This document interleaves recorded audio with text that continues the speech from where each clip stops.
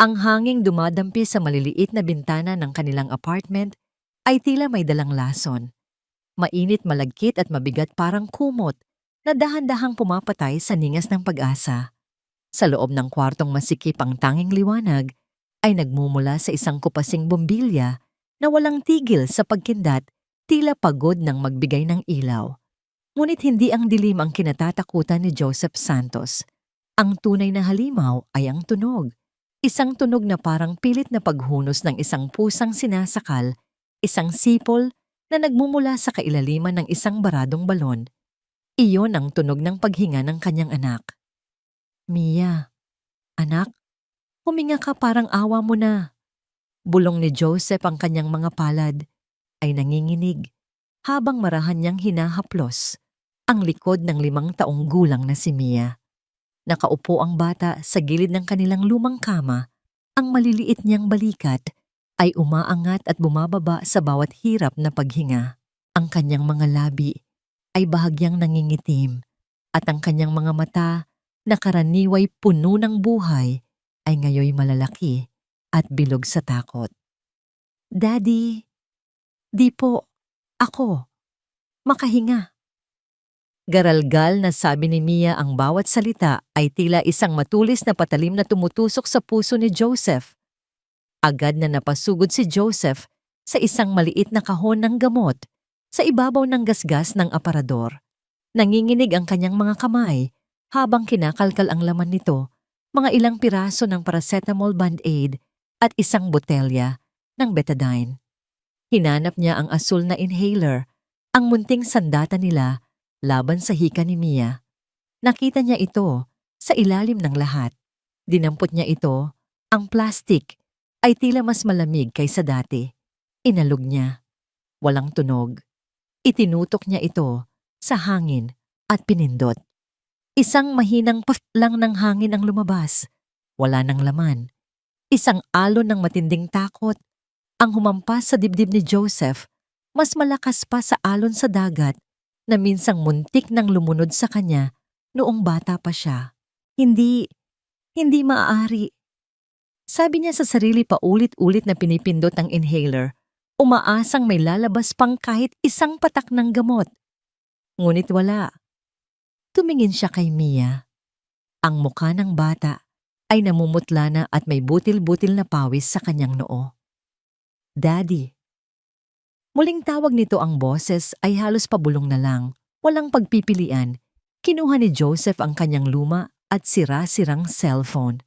Ang screen ay basag pero gumagana pa.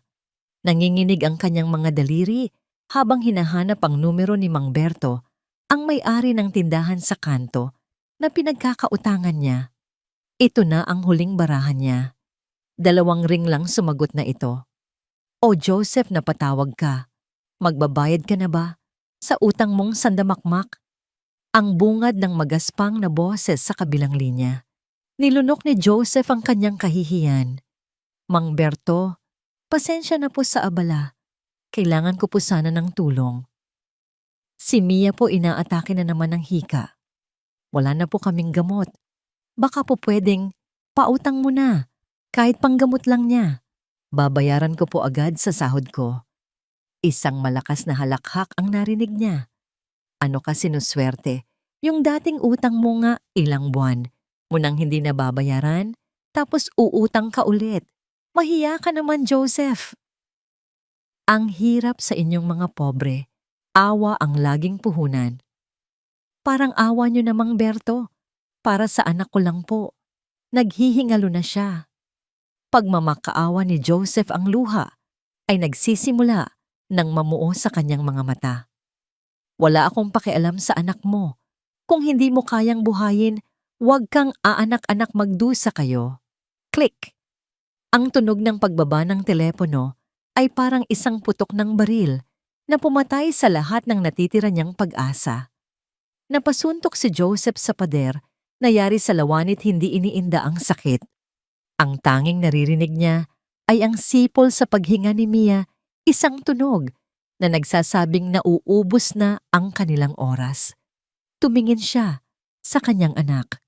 Nakita niya sa mga mata nito Ang pagod ang pagsuko. At sa sandaling iyon may nagbago sa loob ni Joseph.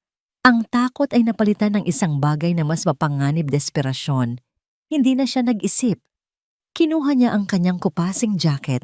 Mabilis na hinalikan sa noo ang kanyang anak na pawisan. Babalik si Daddy, anak. Tahan na. Babalik si Daddy na may dalang gamot. Bulong niya bago tumakbo palabas ng pinto. Ang gabi sa kanilang eskinita ay abala at maingay. Mga nag-iinuman sa kanto, mga batang naghahabulan, mga asong nagtataholan. Ngunit para kay Joseph ang mundo ay walang tunog. Tumatakbo siya, ang puso niya'y dumadagundong sa kanyang dibdib, ang isip niya'y nakatuon lang sa isang lugar, ang botika sa dulo ng kalsada. Ang maliwanag na berdeng krus nito ay parang isang pangako ng kaligtasan.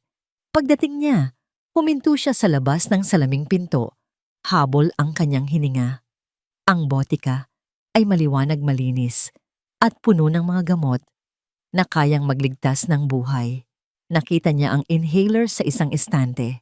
Nakita rin niya ang presyo nito. Halos isang araw na niyang sahod. Pumasok siya. Nagpanggap siyang tumitingin-tingin. Ang security guard sa pinto ay abala sa pagsa-cellphone. Ang parmasyutiko ay may kausap na matandang babae. Ito na ang pagkakataon niya. Mabilis niyang dinampot ang inhaler at ang isang bote ng gamot para sa lagnat. Itinago niya ito sa loob ng kanyang jacket. Naglakad siya papalabas, pilit na pinapakalma ang sarili. Ayan na malapit na siya sa pinto. 2 hakbang na lang. Isa. Hoy, sandali lang, boss. Isang malakas na kamay ang humawak sa kanyang balikat. Ang security guard. Nanigas si Joseph. Wala po akong kinukuha. Sabi niya kahit alam niyang huli na siya. Wala ano yang nakaumbok dyan sa jacket mo? Sabi ng guard, ang mga matay nanlilisik. Sa isang iglap na wala ang lahat ng rason sa isip ni Joseph. Ang nakikita na lang niya ay ang mukha ni Mia na nahihirapang huminga. Sa halip na sumuko, itinulak niya ng buong lakas ang security guard. Para sa anak ko to? Sigaw niya. Natumba ang guard. Nabasag ang salamin ng isang estante. Nagkagulo ang mga tao sa loob. Ginamit ni Joseph ang pagkakataong yon para tumakbo palabas. Ngunit paglabas niya, 2 pulis na nagpapatrolya ang eksaktong napadaan. Narinig nila ang sigaw mula sa loob. Hoy, tumigil ka! Bago pa man siya makalayo, nasunggaban na siya. Ipinilipit ang kanyang mga braso sa likod. Naramdaman niya ang malamig na metal ng posas sa kanyang mga pulso. Ibinagsak siya sa semento, ang kanyang mukha ay halos sumubsob sa maruming kalsada. Ang gamot na ninakaw niya ay gumulong palabas ng kanyang jacket. Magnanakaw, tulungan niyo kami. Sigaw ng parmasyutiko mula sa loob ng botika. Ang mga kapitbahay ni Joseph na naakit ng komosyon ay naglabasan mula sa kani-kanilang mga bahay. Nakita nila siyang nakaluhod sa kalsada, pinapalibutan ng pulis. Ang kanilang mga bulungan ay parang mga bubuyog na umuugong sa kanyang tainga. Si Joseph yan, di ba? Nakakahiya sa harapan ng anak niya. Kawawa naman si Mia. At sa gitna ng lahat ng kahihiyan at pagkatalo, isang boses ang pumunit sa kanyang kaluluwa. Daddy, tumingala siya. Sa may pinto ng kanilang apartment nakita niya si Aling Rosa, ang kanilang matandang kapitbahay, buhat-buhat si Mia na walang tigil sa pag-iyak at pagtawag sa kanya. Iyon na ang huling imaheng nakita niya bago siya marahas na itinayo at isinakay sa police mobile. Ang sirena ng sasakyan ay umalingaw-ngaw sa buong eskinita, nilulunod ang iyak ng isang batang babae na unti-unti nang nawawala ng hininga habang ang kanyang ama ay dinadala palayo tungo sa isang madilim na kinabukasang mas masikip pa kaysa sa kanilang inuupahang kwarto. Ang silid ng paglilitis ay may sariling uri ng lamig, isang lamig na hindi nanggagaling sa aircon, kundi sa bigat ng hustisya, sa amoy ng lumang papel at barnisadong kahoy at sa mga dingding na tila sinipsip ang lahat ng dasal at luhang dumaan dito sa loob ng maraming taon. Para kay Joseph Santos na nakaupo sa silya ng akusado, suot ang hiram na polo ang lamig, ay gumagapang mula sa sahig, umaakyat sa kanyang mga binti, hanggang sa manlamig ang kanyang puso na parang isang blok ng yelo. Sa kanyang harapan, sa itaas ng mataas na entablado, ay ang trono ng kapangyarihan, at ang nakaupo roon ay si Hukom Victoria Reyes. Ang pagpasok niya kanina ay isang ritual ng katahimikan. Hindi yabag ng mga paa ang narinig, kundi ang marahang ugong ng gulong ng kanyang wheelchair.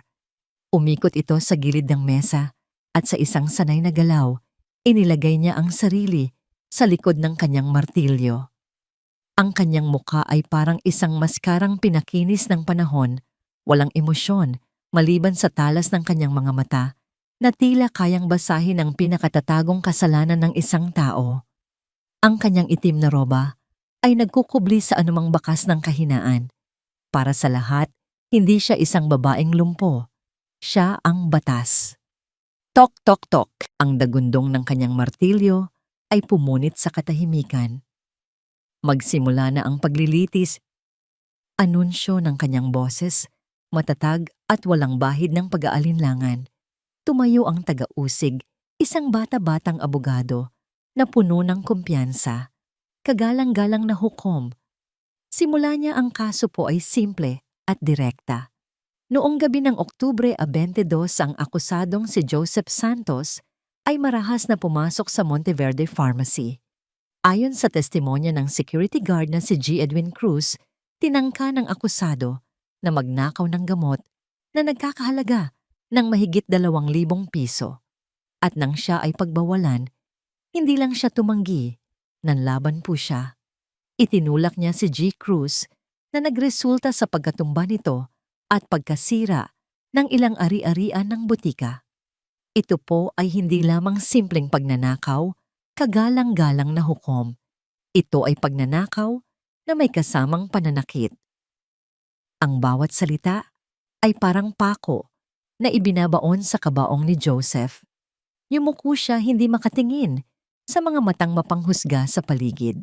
Ang kanyang public defender, isang pagod na babae na may tambak na kaso, ay sinubukan siyang ipagtanggol. Your Honor, sabi nito, si G. Santos po ay isang mapagmahal na ama. Ang kanyang anak, na 5 taong gulang, ay may malubhang hika. Ang gabing iyon ay isang desperadong sitwasyon. Hindi po niya intensyon na manakit. Ang nasa isip lang po niya ay ang buhay ng kanyang nag-iisang anak. Ngunit si Hukom Victoria ay hindi natinag. Sa loob ng 20 taon sa serbisyo, narinig na niya ang lahat ng klase ng malulungkot na kwento. Mga inang nagnakaw ng gatas, mga amang nagsugal para sa pampaaral. Kung palaging awa ang paiiralin, magigiba ang pundasyon ng batas. Ang batas ay walang pakiramdam, sabi niya sa sarili. Ang batas ay batas. Nakatitig siya kay Joseph at sa isang saglit isang imahe ang sumagi sa kanyang isipan, ang imahe ng nagkalat na bakal at basag na salamin sa isang madilim na kalsada. Mabilis niyang iwinaksi ito. Itinuon niya ang kanyang atensyon sa kaso. Handa na siyang magsalita. Handa nang ibigay ang hatol na alam niyang nararapat. Nang biglang bumukas ng malakas ang mabigat na pinto sa likuran ng korte. Isang munting figura ang pumasok kasunod, ang isang humahangos na matandang babae. Ang lahat ng ulo ay lumingon. Si Joseph ay napatingala at ang kanyang puso ay tila tumigil sa pagtibok. Mia, ang bata sa kanyang luma, ngunit malinis na bestida, ay nilibot ng tingin ang malaking silid. Nang makita niya ang kanyang ama na nakaupo sa harapan, ang takot sa kanyang mukha ay napalitan ng kagalakan. Daddy? Tumakbo siya. Ang tunog ng kanyang maliliit na sapatos ay umalingaw-ngaw sa sahig na gawa sa marmol. Sinubukan siyang harangin ng alguwasil, ngunit itinaas ni Hukom Victoria ang kanyang kamay. Isang simpleng kilos na nangangahulugang, hayaan mo siya. Yumakap si Mia sa mga binti ng kanyang ama. Daddy, sabi ko na po babalikan niyo ako? Sabi ng bata, ang boses ay basag sa pananabik. Niyakap ni Joseph ang kanyang anak at sa sandaling iyon, bumuhos ang lahat ng luhang pinigilan niya sa loob ng 2 linggo. Anak, patawarin mo si Daddy. Hagulgol niya, isinubsob ang kanyang muka sa buhok ni Mia na amoy araw. Ang eksena ay nagdulot ng bulungan sa buong silid. May mga napaluha, may mga umiling. Ngunit si Hukom Victoria ay nanatiling walang kibo. Pinapanood ang mag-ama na parang isang siyentipikong nag-oobserba ng isang kakaibang espesimen. Pinunasan ni Joseph ang kanyang luha at hinarap si Mia. Anak, hindi ka dapat nandito. Ngunit hindi sa kanya nakatingin si Mia. Ang mga mata nito ay nakatuon sa babaeng nakaupo sa mataas na silya sa babaeng nasa wheelchair. Lumakad si Mia palayo sa kanyang ama, diretso patungo sa entablado ng hukom. Ang kanyang mga hakbang ay maliit ngunit tiyak. Bawat isa ay tila isang malakas na pagtibok ng puso sa nananahimik na korte. Huminto siya sa harap mismo ng mesa ni Hukom Victoria. Tumingala siya, ang kanyang mga mata ay tila 2 berdeng bituin na puno ng kakaibang liwanag. Hindi ito takot o awa, ito ay pag-unawa. Judge, lady, sabi niya, ang kanyang tinig ay malinaw at malakas sapat upang marinig ng lahat. Alam ko pong galit kayo. Nagulat si Hukom Victoria. Hindi sa sinabi ng bata, kundi sa paraan ng pagkakasabi nito. Hindi po masamang tao ang daddy ko. Pagpapatuloy ni Mia, inilagay ang kanyang maliliit na palad sa makinis na kahoy. Mahal na mahal niya lang po ako. Dahan-dahang yumuko ang hukom. Bata, naiintindihan ko. Pero ang daddy mo ay lumabag sa batas. Tumango si Mia, tila naiintindihan ng bigat ng mga salitang iyon. At sa kanya tinitigan ng wheelchair ang mga binti ng hukom na nababalutan ng itim na roba. At isang bagay na hindi nakikita ng iba, ang kalungkutan na bumabalot sa buong pagkatao ni Victoria. Nakikita ko po yung sakit sa loob niyo, sabi ni Mia, sa paraang hindi pang bata. Parang yung bahay po natin pag brown out, madilim po at malungkot. Ganyan po yung puso niyo. Isang saglit na katahimikan ang bumalot sa korte. Maging ang taga-usig ay natigilan. At saka binitawan ni Mia ang mga salitang magpapabago sa lahat. Pakawalan niyo po ang daddy ko. Sabi niya, ang kanyang mga mata ay diretsong nakatitig kay Victoria, walang bahid ng pagdududa. At pangako po gagalingin ko yang mga paa niyo. Ang katahimikan ay biglang sumabog. Mga tawanan, mga bulungan, mga pag-iling ng ulo. Anoong kalokohan to? Kawawang bata. Hindi alam ang sinasabi. Nasisiraan na yata ng bait. Objection, Your Honor. Sigaw ng taga-usig. This is absurd. This has no place in a court of law. Ngunit hindi tumatawa si Hukom Victoria. Nakatitig lang siya sa bata. Ang kanyang puso ay biglang kumabog sa paraang hindi na niya naramdaman sa loob ng 3 taon. Isang kaba na may kasamang pag-asa, imposible. Order. Sigaw niya at sa isang malakas na pukpok ng martilyo, muling tumahimik ang lahat. Tumingin siya kay Mia. Bata, alam mo ba ang sinasabi mo? Ang mga doktor na ang nagsabi sa akin, hinding-hindi na ako makakalakad pa. Isang matamis na ngiti ang sumilay sa mga labi ni Mia. Minsan po hindi alam ng mga doktor ang lahat.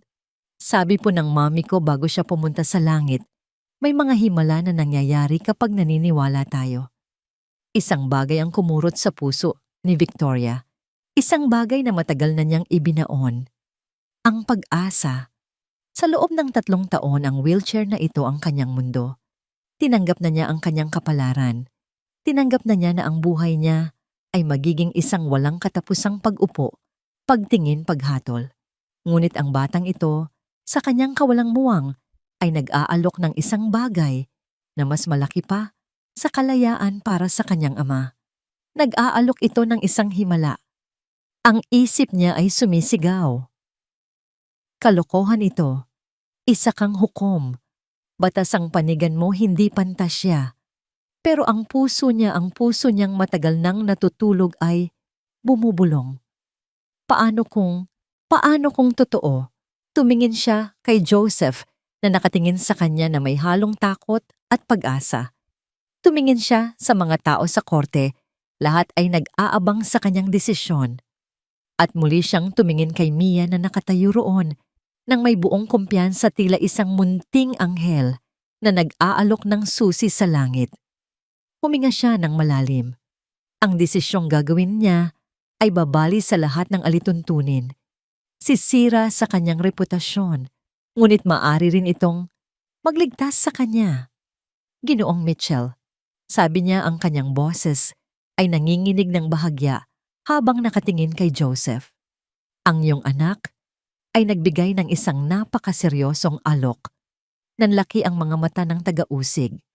Your Honor, surely you're not considering... Tahimik Ginoong Chen, putol ni Victoria. Isinasaalang-alang ko ang lahat. Muli siyang bumaling kay Joseph. Dahil dito, gagawin ko ang isang bagay na hindi ko pa nagawa sa aking buong karera. Huminto siya hinayaang mabitin sa hangin ang kanyang mga salita. Ipinagpapaliban ko ang paghatol sa iyo sa loob ng 30 araw. Isang malakas na bulungan ang muling pumuno sa silid. Sa loob ng 30 araw na yon, pagpapatuloy niya itinaas ang kanyang boses kung matutupad ng iyong anak ang kanyang pangako sa akin. Lahat ng kaso laban sa iyo ay ibabasura ko. Halos himatayin si Joseph sa kanyang narinig. Luha ng pasasalamat ang dumaloy sa kanyang mga pisngi. Ngunit, dagdag ni Hukom Victoria, at ang salitang iyon ay parang isang kulog na yumanig sa buong korte. Kung sa loob ng 30 araw ay mabibigo ang iyong anak, babalik ka sa korteng ito upang harapin hindi lang ang orihinal mong kaso, kundi pati na rin ang karagdagang kaso ng paglapastangan sa korte at sisiguraduhin kong mabubulok ka sa kulungan. Ang pag-asa sa mukha ni Joseph ay biglang naglaho na palitan ng matinding takot. Isinugal ni Hukom Victoria ang kanyang reputasyon, pero ang ipinusta ni Joseph ay ang kanyang buong buhay. Bago pa man siya makapagsalita, lumapit si Mia sa kanya at hinawakan ang kanyang kamay. "Huwag po kayong mag-alala, Daddy." Bulong nito na may parehong nangiti sa kanyang mga labi. "Magiging maayos po ang lahat. Tok tok tok." Tapos na ang paglilitis. Anunsyo ni Hukom Victoria Reyes. Ang kanyang mga mata ay nakapako pa rin kay Mia na may halo-halong pagdududa, takot at isang kakatwang kislap ng pag-asang na ngayon lang muling sumilay sa loob ng napakahabang panahon. Ang bahay ni Hukom Victoria Reyes ay hindi isang tahanan. Isa itong malamig na museo ng kalungkutan. Pagpasok pa lang nina Joseph at Mia, ang unang bumati sa kanila ay ang kanilang sariling refleksyon sa makinang nasahig na parang salamin. Ang kisame ay napakataas, tila nilalamon. Ang anumang tunog, ang mga kasangkapan ay moderno kakaunti at nakaayos sa perpektong linya, walang litrato sa dingding, walang palamuting nagbibigay buhay. Ang tanging maririnig ay ang mahinang ugong ng nakasentralisadong aircon at ang malakas na kabog sa dibdib ni Joseph. Sa gitna ng malawak na sala, isang babae ang nakatayo nakahalukip-kip at tila kanina pa naghihintay. Nakataas ang isang kilay nito at ang mga matay matalim na sumusuri sa kanila mula ulo hanggang paa. Siya si Eileen Reyes, ang hipag ng hukom. "Kayo ba iyon?" tanong ni Eileen. Ang boses ay kasing lamig ng hangin sa silid. Hindi ito isang tanong ng pag-usisa, kundi isang akusasyon. "Magandang umaga po." Magalang na sagot ni Joseph hawak nang mahigpit ang kamay ni Mia. "Ako po si Joseph at ito po ang anak kong si Mia. Pinapunta po kami ni Judge Reyes." "Alam ko." Maikling tugon ni Eileen. Doon siya. Itinuro niya ang isang sulok ng sala kung saan may malaking bintanang salamin na tan-awang isang harding walang bulaklak. Doon nakaupo si Hukom Victoria sa kanyang wheelchair, nakatalikod sa kanila nakatingin sa labas. Hindi man lang ito lumingon. "Sige na, Gawin niyo na ang milagro niyo, sarkastikong sabi ni Eileen. Bago umupo sa isang silya sa di kalayuan, pinanood sila na parang isang agilang nag-aabang ng maling galaw ng kanyang biktima. Naramdaman ni Joseph ang panunuyo ng kanyang lalamunan. Ang buong sitwasyon ay mali. Paano sila magsisimula? Lumapit siya, nang dahan-dahan hila-hila. Si Mia. Judge Reyes, narito na po kami. Halos pabulong na, sabi ni Joseph. Walang sagot. Nanatiling nakatingin sa labas ang hukom. Ngunit si Mia na tila walang nararamdamang takot o hiya ay bumitaw sa kamay ng kanyang ama. Lumakad siya palapit sa wheelchair hanggang sa tumabi siya rito. Tiningala niya ang profile ng mukha ni Victoria. Judge Lady, mahinang sabi ni Mia, may ikukwento po ako sa inyo.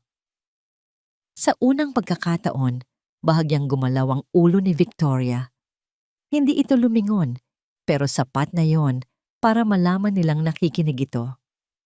Umupo si Mia sa sahig sa tabi mismo ng gulong ng wheelchair. May isang ulap po pala. Simula niya na sobrang lungkot. Nakalimutan na po niya kung paano umulan. Kaya kahit puno na po siya ng tubig, hindi niya mailabas. Ang bigat-bigat na po niya, pero ayaw niyang ipakita sa ibang ulap. Kasi po natatakot siyang baka pag umulan siya, hindi na siya titigil. Nakinig si Joseph, nakinig si Eileen, at sa kanyang pananahimik, nakinig din si Victoria. Ang kwento ng bata ay simple, ngunit tila may tinutumbok na hindi kayang sabihin ng mga salita. 20 minuto ang lumipas. Si Mia ay patuloy sa pagkukwento ng mga istorya tungkol sa mga bituing ayaw kuminang at mga ilog na tumigil sa pag-agos. Si Victoria ay nanatiling hindi gumagalaw. Si Joseph naman ay pinagpapawisan na ng malagkit ang kanyang pag-asa ay unti-unting nauubos sa bawat segundong lumilipas. Tapos na ba ang palabas? Ang boses ni Eileen ay parang isang latigong pumutol sa katahimikan. Tumayo ito, ang muka ay nag-aapoy sa inis. Ito na ba yun, ha? Lumapit siya kay Joseph. Maghapon lang siyang magkukwento ng mga walang kwentang istorya. Anong akala niyo sa amin, mga tanga? Ito na ba ang sinasabi niyong healing? Hindi po sa ganoon, nauutal na sagot ni Joseph. Ang anak ko po. Ang anak mo ay ginagamit mo. Putol ni Eileen, itinuro si Mia na napatingin sa kanila nang may pagtataka. Desperado ka na talaga, ano? Gagamitin mo pa ang sarili mong anak sa panloloko para lang makatakas sa kulungan, wala kang hiya. Ang mga salita ay tumama kay Joseph na parang mga suntok. Pero nang idamay ang kanyang anak, isang galit ang umakyat sa kanyang pagkatao. Mali po kayo ng iniisip. Matatag na sabi ni Joseph, hinarap si Eileen. Hindi po manloloko ang anak ko. Totoo po siya. Totoo? Saan ang pruweba mo? Humalakhak si Eileen. Tingnan mo si Victoria. Gumalaw ba siya? Nakatayo ba siya? Wala. Dahil isa itong malaking kalokohan. Isa kayong mga oportunista. Mga manggaganso na nananamantala sa kahinaan ng iba. Hindi niyo po kami naiintindihan dahil sarado ang isip niyo. Sigaw pabalik ni Joseph, ang kanyang boses ay umaling-awngaw sa malaking sala. At ikaw ang kapal ng mukha mo para sigawan ako sa loob ng pamamahay na ito. Ang galit na tugon ni Eileen. Humakbang siya palapit, ang mukha'y 1 pulgada na lang ang layo sa mukha ni Joseph. Isa kang magnanakaw, yan ang totoo. At mananatili kang isang magnanakaw. Sa tabi ng mesa may isang pitzel ng tubig at isang baso. Sa sobrang galit ni Eileen, dinampot niya ang baso at walang pag-aalinlangang ibinuhos ang malamig na laman nito sa mukha ni Joseph. Splash! Ang malamig na tubig ay tumulo mula sa buhok ni Joseph sa kanyang mga pilik mata hanggang sa kanyang damit. Nanigas siya sa kanyang kinatatayuan, hindi dahil sa lamig, kundi dahil sa matinding kahihiyan. Si Mia ay napatayo, ang kanyang mga mata ay nanlaki sa gulat. Mga basura? Sigaw ni Eileen. Halos mabasag ang kanyang boses sa galit. Lumayas kayo sa bahay na to. Mga manloloko, lumayas kayo. Ang lahat ng mata ay napabaling kay Hukom Victoria. Sa buong pag-aalitan, nanatili siyang nakatalikod. Ngayon dahan-dahan niyang ipinihit ang kanyang wheelchair paharap sa kanila. Ang kanyang muka ay kasing blangko pa rin ng dati. Walang awa, walang galit, walang anuman. Tiningnan niya ang basang-basa at napahiyang si Joseph. Tiningnan niya ang nanginginig sa galit na si Eileen. Tiningnan niya ang naluluhang si Mia. At saka siya nagsalita, ang boses ay kalmado, ngunit may bigat na parang yelo. Tama na. Isang salita lang ngunit sapat na yon para patigilin ang lahat. Tapos na ang oras niyo. Pagpapatuloy ni Victoria ang kanyang mga mata ay nakapako kay Joseph. Bumalik kayo bukas. Parehong oras. Iyon lang. Walang paumanhin para sa ginawa ng kanyang hipag. Walang salita ng pangunawa. Isang utos lang. Pinihit niya muli ang kanyang wheelchair humarap sa bintana at muling naging isang estatwang bato. Nanginginig ang mga kamay ni Joseph. Kinuha niya ang kamay ni Mia at walang imik na naglakad palabas.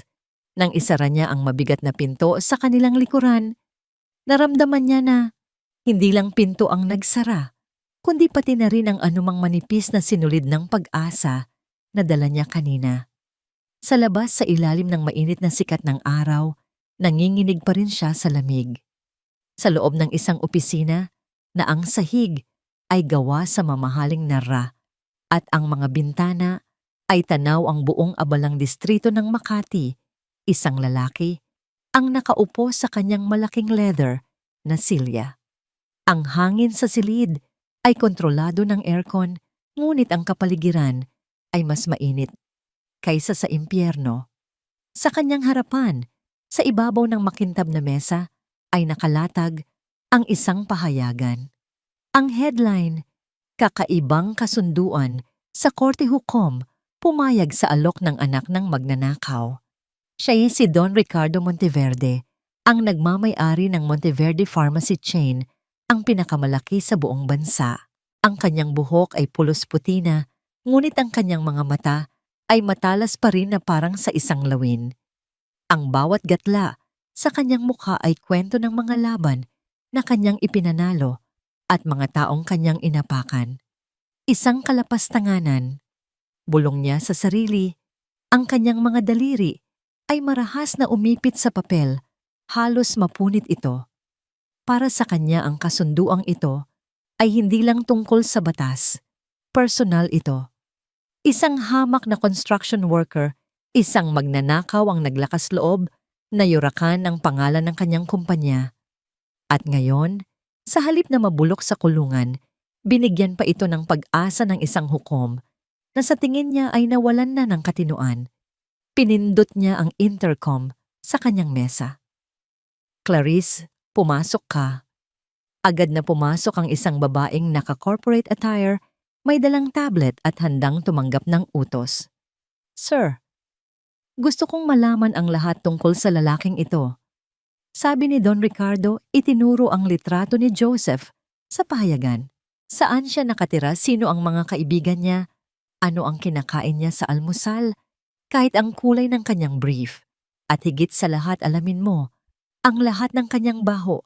Walang taong walang itinatagong dumi. Hanapin mo. Masusunod po, sir. Mabilis na sagot ni Clarice. At isa pa, dagdag ng matanda ang kanyang mga mata, ay kumislap sa isang madilim na plano. Magpadala ka ng tao sa tinitirhan niya. Mag-alok ka ng pera. Ang mga mahihirap madaling bumigay sa pera. Gusto kong siraan nila ang pangalan ng Joseph Santos na yan hanggang sa kahit ang mga daga sa ilalim ng lupa ay pandirihan siya. Gusto kong maramdaman niya na ang buong mundo ay laban sa kanya. Opo, sir. Hindi ako papayag na ang isang Monteverde ay nagiging katawa-tawa dahil sa isang magnanakaw at sa isang pilay na hukom, huling sabi ni Don Ricardo. Kung hindi kayang ibigay ng korte ang hustisya, gagawa ako ng sarili kong hustisya. Kinabukasan sa kabila ng kahihiyang natamo, bumalik sina Joseph at Mia sa bahay ni Hukom Victoria. Sa pagkakataong ito, wala si Eileen sa sala. Tanging ang nakakabinging katahimikan ang sumalubong sa kanila. Nakita nila ang Hukom sa parehong pwesto sa tabi ng bintana, nakatingin sa labas. Judge Lady, si Mia, na tila hindi apektado ng nangyari kahapon ang unang lumapit. Sa pagkakataong ito, hindi siya nagkwento. Umupo siya sa sahig at marahang inilagay ang kanyang maliit at malambot na palad sa ibabaw ng paa ni Victoria na nakapatong sa suporta ng wheelchair. Nanigas ang buong katawan ng Hukom. Sa loob ng 3 taon, wala nang ibang nakahawak sa kanyang mga binti, kundi mga Dr. Nars at si Eileen, at lahat ng iyon ay dahil kailangan, hindi dahil gusto. Ang paghawak ni Mia ay iba. Walang medikal na dahilan. Ito ay isang simpleng koneksyon. Pinikit ni Victoria ang kanyang mga mata, handang labanan ang anumang emosyon. Ngunit isang bagay na kakaiba ang kanyang naramdaman. Isang napakahinang init. Hindi pisikal na init kundi parang isang sinag ng araw na tumagos sa makapal na ulap ng kanyang panlalamig. Isang bagay na halos hindi niya naramdaman, ngunit nandoroon. Imahinasyon mo lang yan, mabilis na sabi ng kanyang isip. Gawa-gawa lang ng desperasyon mo. Agad niyang binawi ang kanyang binti. Huwag mong hawakan yan. Malamig niyang sabi. Hindi natakot si Mia. Ngumiti lang ito. Okay po. Bukas po ulit. Sa pag-uwi nila, naramdaman agad ni Joseph na may nagbago sa kanilang eskinita. Ang mga kapitbahay na dati bumabati sa kanya ay umiiwas ng tingin. Ang may-ari ng tinitirhan nilang apartment, si Aling Nita, ay nag-aabang sa labas ng kanilang pinto. Joseph, sabi nito hindi makatingin ng diretso. Pasensya na, pero kailangan nyo nang umalis sa katapusan ng linggo. Po, bakit po Aling Nita, maayos naman po akong magbayad ng upa? Gulat na tanong ni Joseph. May mga nagrereklamo na. Delikado raw na may kasama tayong kriminal dito sa compound. Sabi ng matanda, halatang hindi komportable. Basta kailangan nyo nang umalis. Pasensya na. Pumasok ito sa loob ng bahay nito at isinara ang pinto, iniwan si Joseph na tulala. Alam niya kung sino ang may kagagawa nito. Habang papasok sa kanilang apartment, isang piraso ng papel na itinupi ang nakasiksik sa ilalim ng kanilang pinto. Kinuha niya ito. Pagbukas niya, iisang salita lang, ang nakasulat sa malalaking letra na tila ginupit mula sa dyaryo, magnanakaw. Napayukom ang kanyang kamao, halos malukot ang papel. Ngayon hindi na lang ang korte ang kalaban niya. May isang halimaw na nakatago sa dilim, isang halimaw na may kapangyarihan at pera at gagawin ang lahat para sirain siya. Nang gabing iyon, habang mahimbing na natutulog si Mia, pinagmasdan siya ni Joseph. Napaka-inosente ng kanyang mukha. Walang kamalay-malay sa kasamaang bumabalot sa kanilang mundo. Naisip ni Joseph na sumuko. Naisip niyang tumakas. Ngunit nang makita niya ang payapang paghinga ng kanyang anak, ang parehong paghinga na muntik nang mawala, isang tapang ang muling bumuhay sa kanyang loob. Hindi sabi niya sa sarili, lalaban ako. Para sa iyo, anak. Sa kabilang dako ng lungsod sa loob ng malamig na museo ng kalungkutan, nakaupo si Hukom Victoria sa kanyang kama. Hindi siya makatulog. Ang alaala ng paghawak ni Mia at ang mahiwagang init na kasunod nito ay paulit-ulit na bumabalik sa kanyang isipan. Kalokohan. Itinayo niya ang sarili gamit ang lakas ng kanyang mga braso para umupo. Dahan-dahan sa ilalim ng manipis na liwanag ng buwan na tumatagos sa bintana, tinitigan niya ang kanyang mga binti, 2 piraso ng kanyang katawan na naging dayuhan sa kanya. 2 traidor na tumangging sumunod sa utos ng kanyang utak. Sinubukan niyang utusan ang mga ito. Galaw, sabi ng kanyang isip. Kahit isang daliri lang, gumalaw ka. Ngunit wala. Nanatili itong mga walang buhay na bagay. Napabuntong hininga siya, isang tunog ng pagkatalo. Ngunit bago siya muling humiga, may isang bagay na pumigil sa kanya. Sa ilalim ng kumot sa dulo ng kanyang kanang paa, may naramdaman siyang isang kakatwang kislot, isang napakahinang pagkurap ng isang kalamnan. Napakabilis, halos hindi totoo. Napahawak siya sa kumot. Naramdaman ba talaga niya iyon o guni-guni na naman niya? Sa loob ng madilim at tahimik na silid, sa unang pagkakataon, sa loob ng 3 taon, isang maliit na katanungan ang nabuo sa isip ni Hukom Victoria Reyes, isang katanungang kapwa nakakatakot at nakakapanabik. Paano kung hindi ito kalokohan? Samantala, sa isang high-end na bar, hindi alam ni Eileen na sinusundan na siya. Pagkatapos ng isang tawag sa telepono, kung saan ibinuhos niya ang kanyang sama ng loob tungkol sa mga manloloko sa isang kaibigang reporter, hindi niya napansin ang isang babaeng nakaupo sa kabilang mesa, si Clarice, na tahimik na nagre-record ng kanilang pag-uusap. Ang lahat ng impormasyon, ang galit, ang pagdududa, ang pangalan ng hukom ay diretso nang ipapadala kay Don Ricardo. Ang bitag ay inihahanda na. Ang balita, lalo na kung may kasamang iskandalo, ay kumakalat ng mas mabilis pa sa apoy sa tuyong damuhan. Kinaumagahan, bago pa man tumilaok ang mga manok, ang kwento ni Joseph Santos ay nasa bawat cellphone computer screen at tabloid na sa ilalim ng tulay.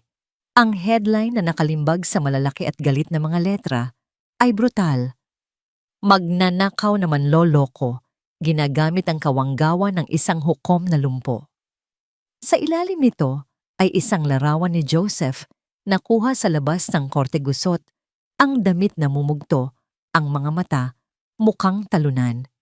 Sa tabi nito, isang luma at marangal na litrato ni Hukom Victoria Reyes noong mga panahong nakakatayo pa ito.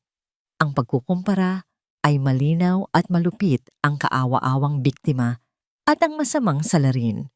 Ang artikulo na isinulat ng reporter na kaibigan ni Eileen ay puno ng mga pasaring at baluktot na katotohanan. Binanggit nito ang mga mapagkakatiwalaang source na nagsasabing si Joseph ay may kasaysayan ng pagiging irresponsable at ginagamit lamang ang kahinaan ng butihing hukom para makaiwas sa parusa. Ang himala ay tinawag na isang katawa-tawang palabas. Para kay Joseph, ang artikulo ay isang sentensya ng kamatayan na inilabas bago pa man ang tunay na paglilitis. Nang lumabas siya ng apartment para bumili ng pandesal, ang eskinita na dati kanyang mundo ay naging isang entablado ng panghuhusga. Ang mga dating ngumingiti sa kanya ay nagbubulungan pagdaan niya.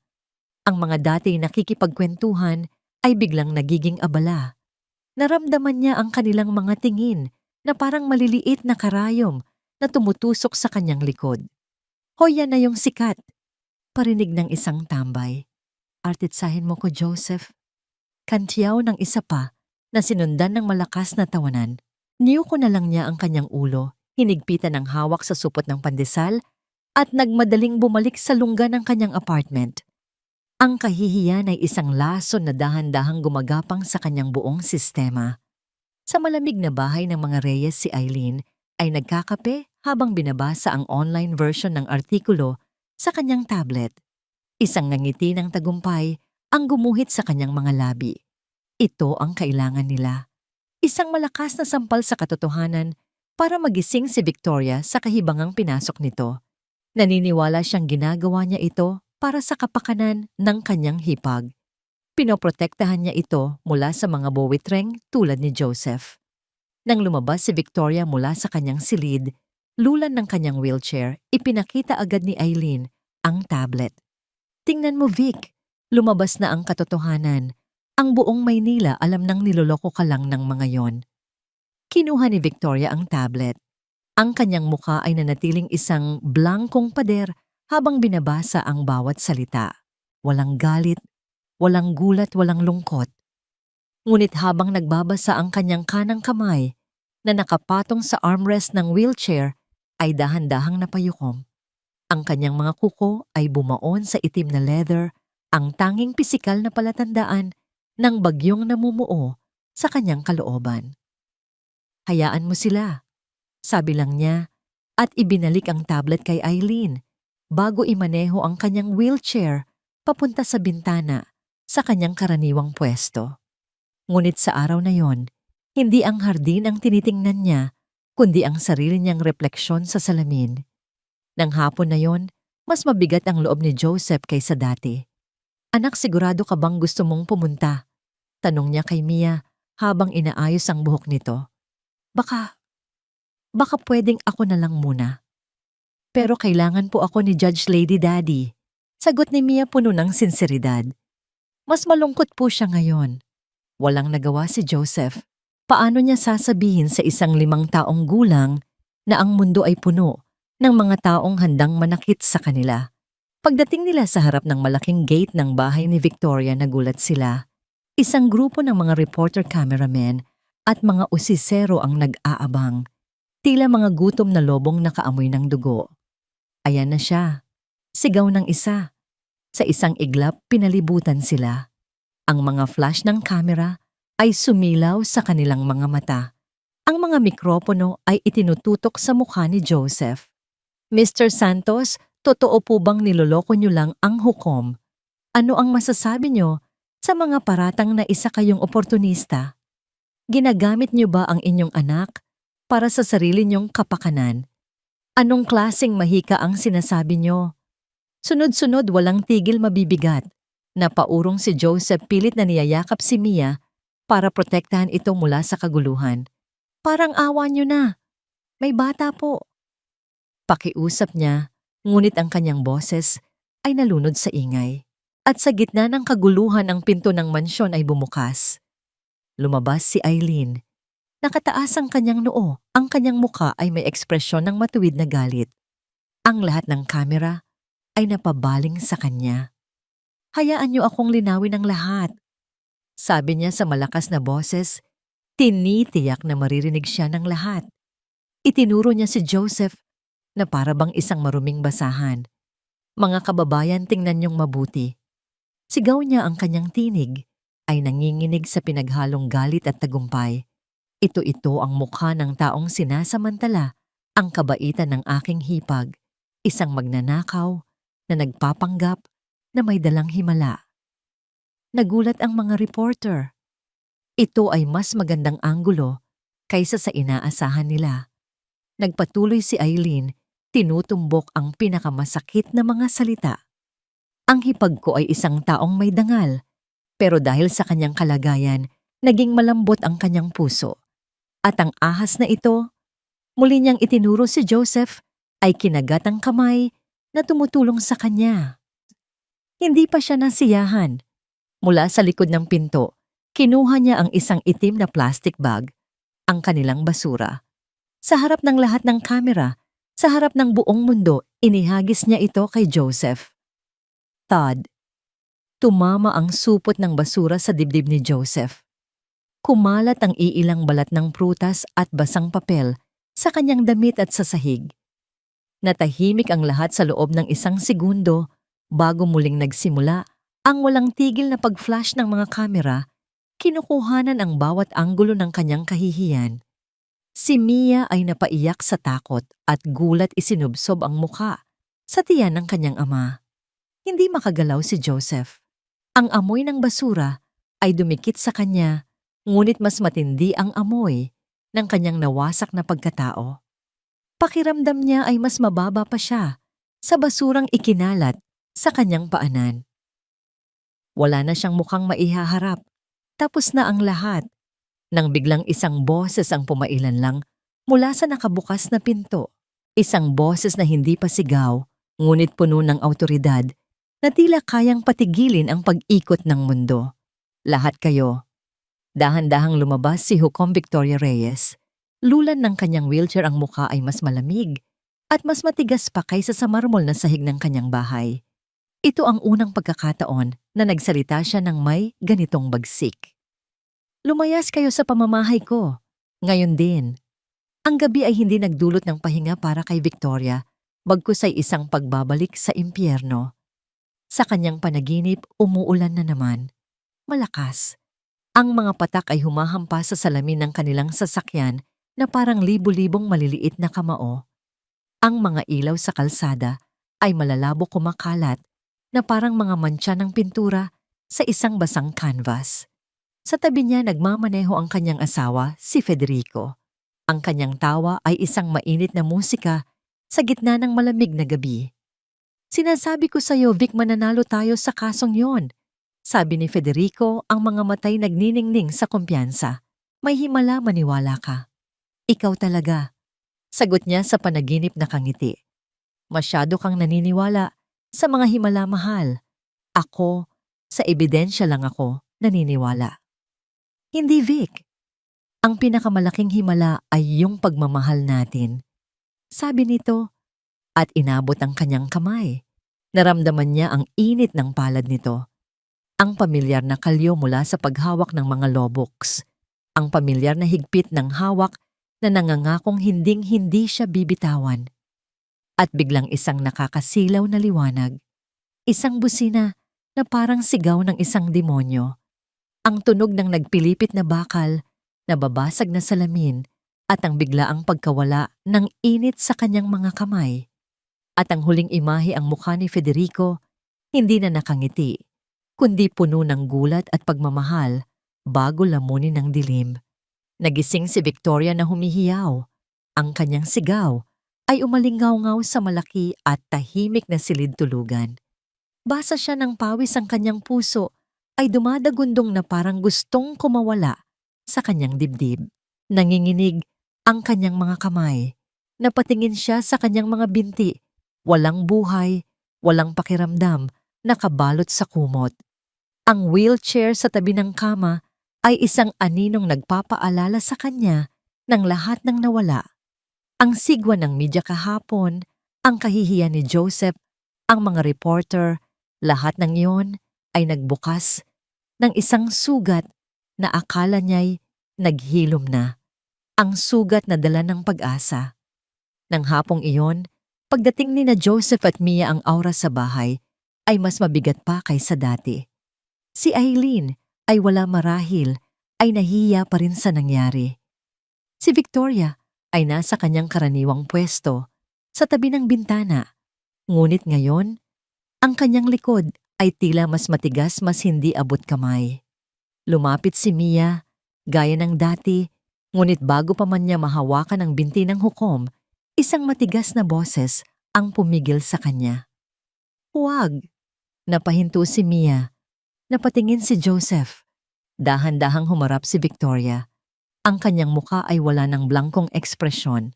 Ngayon ito ay isang bagyo ng pait-galit at dalamhati na matagal na niyang itinatago. Lahat ng ito, isang kasinungalingan. Sabi niya, ang boses ay nanginginig sa pinipigilang emosyon. Akala niyo ba maloloko niyo ako? Sa isang linggo ng pagkukwento at paghawak, anong napala ko? Wala, tanging kahihiyan lang sa buong bansa. Judge Reyes, hindi po namin sinubukang magpaliwanag ni Joseph. Huwag mo akong tawaging judge. Sigaw ni Victoria, ang kanyang boses ay biglang naging matinis.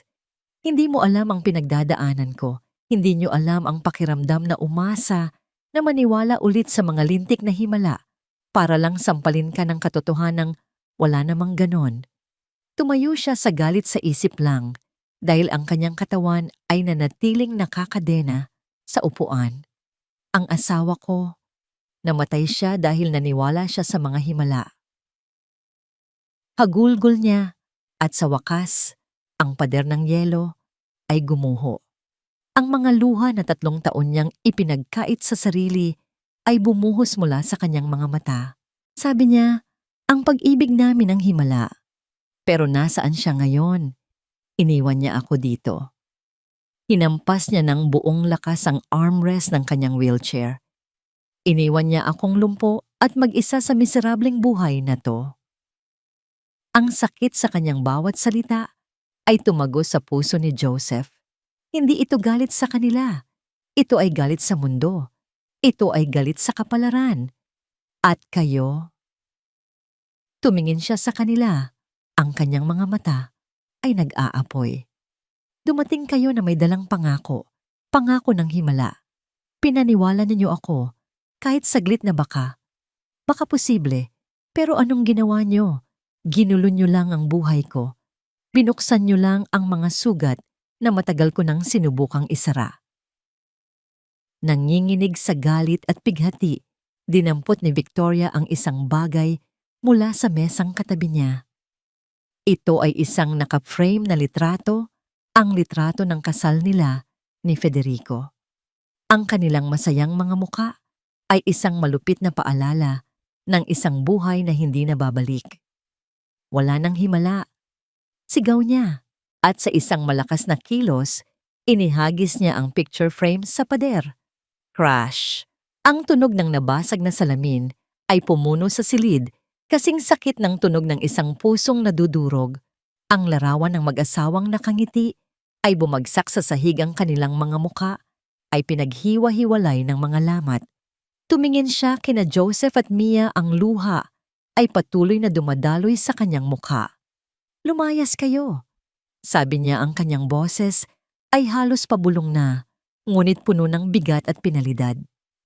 Tapos na ang kasunduan. Ayoko nang makita ang pagmumukha niyo. Umalis na kayo. Ipinikit niya ang kanyang mga mata, isang pahiwatig na tapos na ang usapan. Hindi makagalaw si Joseph. Ang lahat ng kanilang pag-asa, ang lahat ng kanilang pinaghirapan ay naglaho kasabay ng pagbasag ng isang picture frame. Tumingin siya kay Mia. Ang bata ay nakatayo lang doon. Ang kanyang mga mata ay puno ng lungkot, hindi para sa sarili nila, kundi para sa babaeng nasasaktan sa kanilang harapan. Walang sinabi si Joseph. Hinawakan na lang niya ang kamay ng kanyang anak at marahang hinila ito papalayo. Habang naglalakad sila palabas, narinig nila ang mahinang hikbi ni Hukom Victoria, isang tunog ng isang kaluluwang ganap na sumuko. Paglabas nila, ang mabigat na pinto ay dahan-dahang nagsara sa kanilang likuran. Click! Ang tunog ay pinal. Tila isang martilyo ng hukom na humatol hindi lang sa kinabukasan ni Joseph, kundi pati na rin sa huling pagkakataon ni Victoria na muling mabuo. Ang lahat ng pag-asa ay tila tuluyan ng namatay. Ang apartment ni na Joseph ay hindi na lang masikip. Naging isa na itong kulungan ng kalungkutan. Sa loob ng 2 araw pagkatapos silang palayasin ni Hukom Victoria, si Joseph ay parang isang kaluluwang ligaw. Hindi siya kumakain, hindi siya natutulog. Nakaupo lang siya sa isang sulok, nakatitig sa kawalan. Ang tanging gumagalaw sa silid ay ang anino sa dingding habang lumilipas ang araw. Sa ibabaw ng kanilang maliit na mesa ay isang brown envelope mula sa DSWD. Dumating ito noong isang araw. Isang formal na sulat na nagsasabing kung siya ay mahatulan si Mia, ay mapupunta sa isang pasilidad ng gobyerno. Isang application form para sa foster care. Bawat letra sa papel na yon ay parang isang pako na ibinabaon sa kanyang pagkatao bilang ama. Nabigo siya, hindi lang sa pagliligtas sa sarili niya, kundi sa pagprotekta sa kanyang anak. Daddy, hindi pa po kayo kumakain. Tumingala siya. Si Mia ay nakatayo sa kanyang harapan, may hawak na isang pirasong pandesal. Ang mga mata ng bata ay puno ng pag-aalala na hindi nararapat sa kanyang murang edad. Sa halip na maglaro, binabantayan nito ang kanyang ama. Kinuha ni Joseph ang pandesal, ngunit hindi para kainin. Niyakap niya ng mahigpit ang kanyang anak. Isinubsob niya ang kanyang mukha sa balikat nito, at sa wakas ang pader na kanyang itinayo ay gumuho. Umiyak siya. Hindi isang tahimik na pagluha, kundi isang malakas na hagulgol na nagmumula sa kaibuturan ng kanyang pagkalalaki, sa kanyang pagiging ama, sa kanyang pagiging tao. Ang lahat ng takot, kahihiyan at pagkabigo ay bumuhos na parang isang sirang dam. Patawarin mo si Daddy, anak, sabi niya sa gitna ng kanyang mga hikbi. Binigo kita. Binigo kita. Hinaplos ni Mia ang kanyang buhok. Hindi po, Daddy. Hindi niyo po ako binigo. Mahal na mahal po kita. Ang simpleng mga salitang yon na puno ng walang pasubaling pagmamahal ang nagbigay sa kanya ng isang ideya. Isang huling desperadong ideya. Kinabukasan bumalik si Joseph sa bahay ni Hukom Victoria.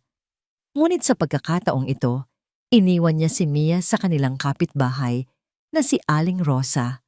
Naglakad siya papunta sa malaking pinto ng mag-isa. Nang mag-doorbell siya, si Eileen ang nagbukas. Ang mukha nito ay nagulat at agad na napalitan ng inis. Anong ginagawa mo rito? Hindi ba't sinabi na sa inyo? Kailangan ko lang po siyang makausap. Putol ni Joseph ang kanyang boses, ay kalmado ngunit may bigat. Hindi po tungkol sa kasunduan, hindi tungkol sa himala. Bilang tao lang po. Parang awa niyo na. May kakaiba sa itsura ni Joseph ngayon, isang bagay sa kanyang mga mata na hindi pa nakikita ni Eileen dati. Isang uri ng kapayapaan sa gitna ng pagkatalo. Nag-atubili ito ngunit sa huli ay tumabi para padaanin siya. Natagpuan niya si Victoria sa sala, sa parehong pwesto, nakatingin sa basag na picture frame na nakapatong pa rin sa isang mesa, isang monumento ng kanyang dalamhati. Hindi ito lumingon. Kung nandito ka, para magmakaawa. Hindi po, sagot ni Joseph. Nandito po ako para magpaalam at para magkwento. Umupo siya sa sahig ilang talampakan, ang layo mula sa wheelchair, sapat lang para marinig siya. Noong namatay po ang asawa ko, simula niya ang kanyang boses ay mahina. Halos mamatay na rin po ako. Siya po ang lahat sa akin. Ang sabi ko sa sarili ko, wala nang dahilan para mabuhay. Gabi-gabi tinitingnan ko po yung tulay malapit sa amin. Isang talon na lang, tapos na ang lahat ng sakit. Sa unang pagkakataon, naramdaman ni Joseph na bahagyang lumingon ang ulo ni Victoria. Pero isang gabi, pagpapatuloy niya, habang tinitingnan ko po, yung tulay biglang sumigaw si Mia mula sa apartment. 1 taon pa lang po siya noon. Umiiyak, hinahanap ako. At sa sandaling iyon naisip ko, kung tatalon ako, sino ang yayakap sa kanya? Sino ang magpapatulog sa kanya? Sino ang magsasabi sa kanya na mahal siya? Huminga siya ng malalim. Hindi po ako bumalik sa apartment para sa sarili ko, Judge. Bumalik po ako para sa kanya. Pinili kong mabuhay hindi dahil gusto ko, kundi dahil kailangan niya ako. Araw-araw ang paggising ay isang pasakit. Ang ngumiti sa harap niya habang durog na durog ako sa loob. Iyon po ang pinakamabigat na trabahong ginawa ko sa buong buhay ko. Tumingin siya ng diretso sa likod ng ulo ni Victoria. Ang sakit po ng pagkawala. Hindi po talaga yan nawawala. Natututunan lang po nating dalhin. Natututunan lang po nating mabuhay. Kasama yung butas na iniwan nila sa puso natin. Ginagawa po natin yon, hindi para sa sarili natin, kundi para sa mga naiwan na nagmamahal pa sa atin. Isang nakakabinging katahimikan ang sumunod. Walang nagsalita. At saka isang mahinang tunog ang bumasag sa katahimikan. Isang hikbi. Dahan-dahan humarap si Hukom Victoria. Ang kanyang muka ay basang-basa ng luha. Sa wakas, hindi na siya hukom. Isa na lang siyang babae, isang byuda, na nakikita ang sarili niyang sakit sa mata ng isang estranghero. Paano mo nagagawa? Tanong niya, ang kanyang boses ay garalgal. Paano mo nagagawang magpatuloy? Dahil po sa kanya, simpleng sagot ni Joseph. At tila galing sa kawalan ang pinto ng sala ay dahan-dahang bumukas. Si Mia pala na hindi natiis at sumunod sa kanyang ama ay tahimik na nakikinig sa isang sulok. Naglakad ang bata. Hindi ito nagsalita. Lumapit ito kay Victoria at sa isang kilos na puno ng dalisay na pag-unawa niyakap nito ang leeg ng umiiyak na babae. Isinubsob ni Victoria ang kanyang mukha sa balikat ng munting bata at doon ibinuhos niya ang lahat ng sakit na kinimkim niya sa loob ng 3 taon. Inakap niya ang bata na parang isang life raft sa gitna ng isang maalong dagat. At habang magkayakap sila, habang ang 2 pusong sugatan ay nag-uugnayan, isang byuda at isang ulila, isang bagay na hindi inaasahan ang nangyari. Sa ilalim ng itim na roba ni Victoria, sa kanyang kanang binti na matagal nang walang buhay isang kalamnan ang biglang kumislot, isang malakas at malinaw na pulso, isang pagtibok ng buhay. Nanlaki ang mga mata ni Victoria. Napabitaw siya kay Mia at napatingin sa sarili niyang binti. Ano yon? Bulong niya sa sarili puno ng pagtataka at takot. Tiningnan niya si Joseph, ang kanyang mga mata ay nagtatanong. Tiningnan niya si Mia nang umiti lang sa kanya isang nangiting, tila nagsasabing nagsisimula na po. Sa sandaling iyon, sa gitna ng mga durog na piraso ng isang picture frame at ng mga luhang naghugas sa kanilang mga kaluluwa, isang bagay na mas malakas pa sa gamot o batas ang nagsimulang gumaling, ang puso. At kasabay ng paghilom nito, isang katawang matagal nang natutulog ang nagsimula ng magising. Ang 3 araw na lang ang natitira bago ang takdang araw ng paghatol ay tila isang piyos ng dinamita na unti-unting umiikli. Para kina Joseph at Victoria, ang mga araw na ito ay puno ng isang bagong marupok na pag-asa. Ngunit para sa kanilang mga kaaway ito, na ang huling pagkakataon para tiyakin ang kanilang pagbagsak. Sa marangyang opisina ni Don Ricardo Monteverde, ang kapaligiran ay puno ng tensyon. Anong ibig mong sabihin na nagkakamabutihan na sila? Sigaw ng matanda kay Clarice, ang kanyang assistant. Ayon sa source mo sa hipag mismo ng hukom, nagwawala na raw si Victoria at pinalayas na ang mga Santos. Opo, sir. Iyon po ang ulat hanggang kahapon. Nanginginig na paliwanag ni Clarice.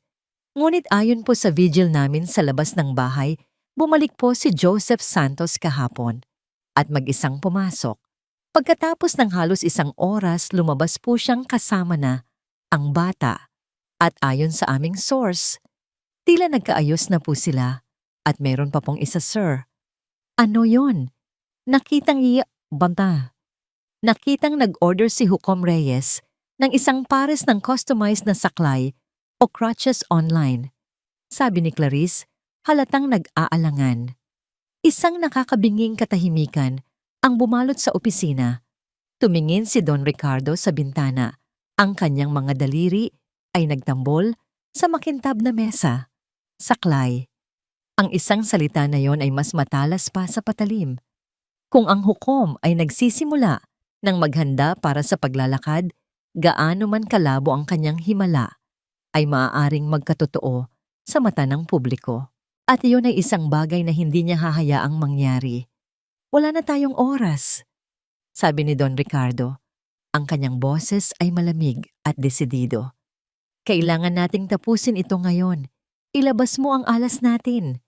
Ngumiti si Clarice, isang nangiting tila sa ahas. Nakahanda na po, sir. Ang pangalan niya ay Mang Tonyo.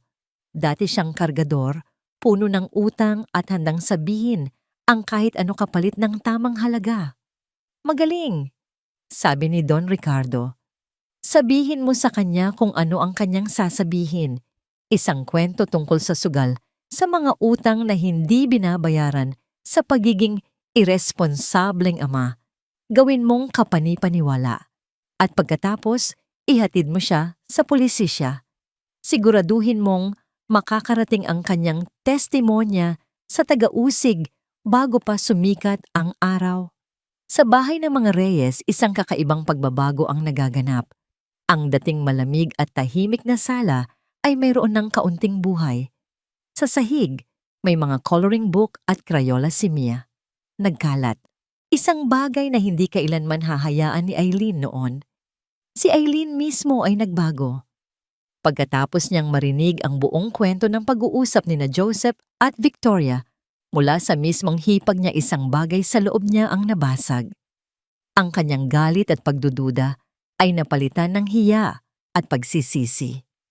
Ngayon, pinapanood niya si Mia na magkulay at sa halip na inis, isang kurot ng paghanga ang kanyang nararamdaman.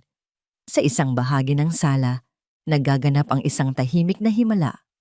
Nakaupo si Victoria sa kanyang wheelchair habang nasa harapan niya si Joseph. Gawin mo ulit. Sabi ni Victoria, ang kanyang boses ay may halong pananabik at kaba. Gawin mo yung ginawa mo kahapon. Hinawakan ni Joseph ang kamay ni Victoria. Hindi ito ang paghawak na romantiko, kundi isang paghawak ng dalawang taong nakakita sa kaluluwa ng isa't isa. Hindi po ako yon, Judge. Uos. Kayo po iyon. Pero nangyari lang ito nang nandoon ka. Nang nandoon kayo, giit niya.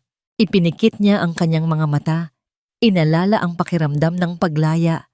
Nang sa wakas, ay inilabas niya ang kanyang sakit. Inalala niya ang init ng yakap ni Mia. Okay. Bulong niya sa sarili. Okay. Nag-concentrate siya. Inutusan niya ang kanyang binti. Galaw. At sa ilalim ng kumot ang kanyang paa ay bahagyang gumalaw. Pataas. Pababa. Isang maliit na paggalaw, ngunit para sa kanya ito ay kasing lakas ng isang lindol. Napasinghap si Eileen, napangiti si Joseph. Si Mia naman ay pumalakpak. Nakita niyo ba? Sabi ni Victoria, ang luha ay namumuo sa kanyang mga mata. Ngunit ngayon, ito ay luha ng saya. Gumagalaw siya. Sa gitna ng kanilang munting selebrasyon, isang malakas na katok sa pinto ang bumasag sa kanilang sandali. Isang opisyal na katok. Nagkatinginan sila. Nagbukas ng pinto si Eileen. 2 pulis ang nakatayo sa labas. Magandang hapon po. Hinahanap po namin si G. Joseph Santos. Sabi ng isang pulis. Nanlamig si Joseph. Tumayo siya, ang kanyang puso ay nagsimulang kumabog ng mabilis. Ako po yon. Bakit po? Kailangan niyo po siyang sumama sa presinto. Sabi ng pulis, ang boses ay formal at walang emosyon. May lumabas pong bagong testigo sa inyong kaso, isang G. Antonio de Leon. Ayon sa kanya, may malaki po kayong pagkakautang sa kanya dahil sa sugal at kaya po kayo nagnakaw ay para makabayad. Isa sa ilalim po kayo sa interogasyon. Ang bawat salita ay parang isang suntok sa sikmura. Sugal utang. Hindi niya kilala ang pangalang iyon. Isa itong gawa-gawang kwento. Isang bitag. Hindi totoo yan, sigaw ni Joseph. Sa presinto na po kayo magpaliwanag, sabi ng pulis. Sandali. Ang boses ni Hukom Victoria ay pumuno sa silid-puno ng awtoridad na matagal nang hindi naririnig ni Eileen. Iminaneho niya ang kanyang wheelchair palapit sa pinto. Mga opisyal ako, si Hukom Victoria Reyes. Ang taong ito ay nasa ilalim ng aking pansamantalang pangangalaga ayon sa isang utos ng korte. Anumang interogasyon ay kailangang dumaan muna sa tamang proseso. Hindi niyo siya maaaring basta-basta kunin. Nagkatinginan ang 2 pulis. Halatang nagulat na ang hukom pala mismo ang nasa bahay na yon. Pasensya na po, Your Honor, pero may utos po kami mula sa piskalya, sabi ng mas nakatatandang pulis. Nang mga sandaling iyon, si Eileen, na kanina pa tahimik, ay biglang namutla. Naalala niya ang kanyang tawag sa kaibigang reporter. Naalala niya ang kanyang mga sinabi. Gagawin ko ang lahat para mapatunayang manloloko sila. Posible kayang ang ginawa niya ang nag-trigger sa kung anuman ang nangyayaring ito. Lumapit siya kay Victoria. Vic, may kailangan akong sabihin sa'yo. Nanginginig niyang sabi. Tumawag ako sa isang reporter. Ako ang nagsimula ng lahat ng ito sa media. Tumingin si Victoria sa kanyang hipag. Walang galit sa kanyang mga mata, tanging isang malungkot na pag-unawa. Alam niyang takot lang ang nag-udyok kay Eileen. Ngunit alam din niya na ang tawag na yon ay maaaring ang naging mitya sa apoy na ngayoy sumusunog sa kanilang lahat. Tumingin si Victoria pabalik sa mga pulis. Kung gayon, sasama ako sa inyo, desidido niyang sabi. Hindi bilang isang hukom, kundi bilang isang testigo sa karakter ni G. Santos. Hindi niyo siya kukunin nang hindi ako kasama. Napatulala ang lahat. Ang isang hukom sasama sa presinto para ipagtanggol ang isang akusadong magnanakaw, ito ay isang bagay na hindi pa nangyayari. Bago pa man may makasagot ang cellphone ni Eileen ay tumunog. Isang hindi kilalang numero. Sinagot niya. "Sino to?" "Si Clarice ito," sabi ng isang malamig na boses sa kabilang linya. "Assistant ni Don Ricardo Monteverde. Nais lang naming ipaalam sa'yo na lubos na nagpapasalamat si Don Ricardo sa impormasyong ibinigay ng kaibigan mong reporter. Napakalaking tulong. Pakisabi, sa hipag mo, mas mahusay na huwag siyang makialam. Hindi niya magugustuhan ang mga susunod na mangyayari." Click. Nanlaki ang mga mata ni Eileen. Ngayon malinaw na ang lahat. Hindi lang sila ang kalaban dito. May isang makapangyarihang tao sa likod ng lahat ng ito. At sila sa kanilang munting mundo ay nasagasaan ng isang higante. Ibinaba niya ang telepono. Ang kanyang mukha ay puno ng takot. Tumingin siya kay Victoria. "Vic," bulong niya. Si Don Ricardo Monteverde, nasa likod siya ng lahat. Ang pangalan ay lumapag sa gitna ng sala na parang isang bomba. Napatingin si Victoria kay Joseph na ngayon ay mas lalong natakot. Ang kinabukasan niya ay hindi na lang nakasalalay sa isang himala. Nakasalalay na ito sa isang laban kontra sa isang taong kayang bilhin ang lahat pati na ang hustisya. Ang huling dagok ay ibinigay na.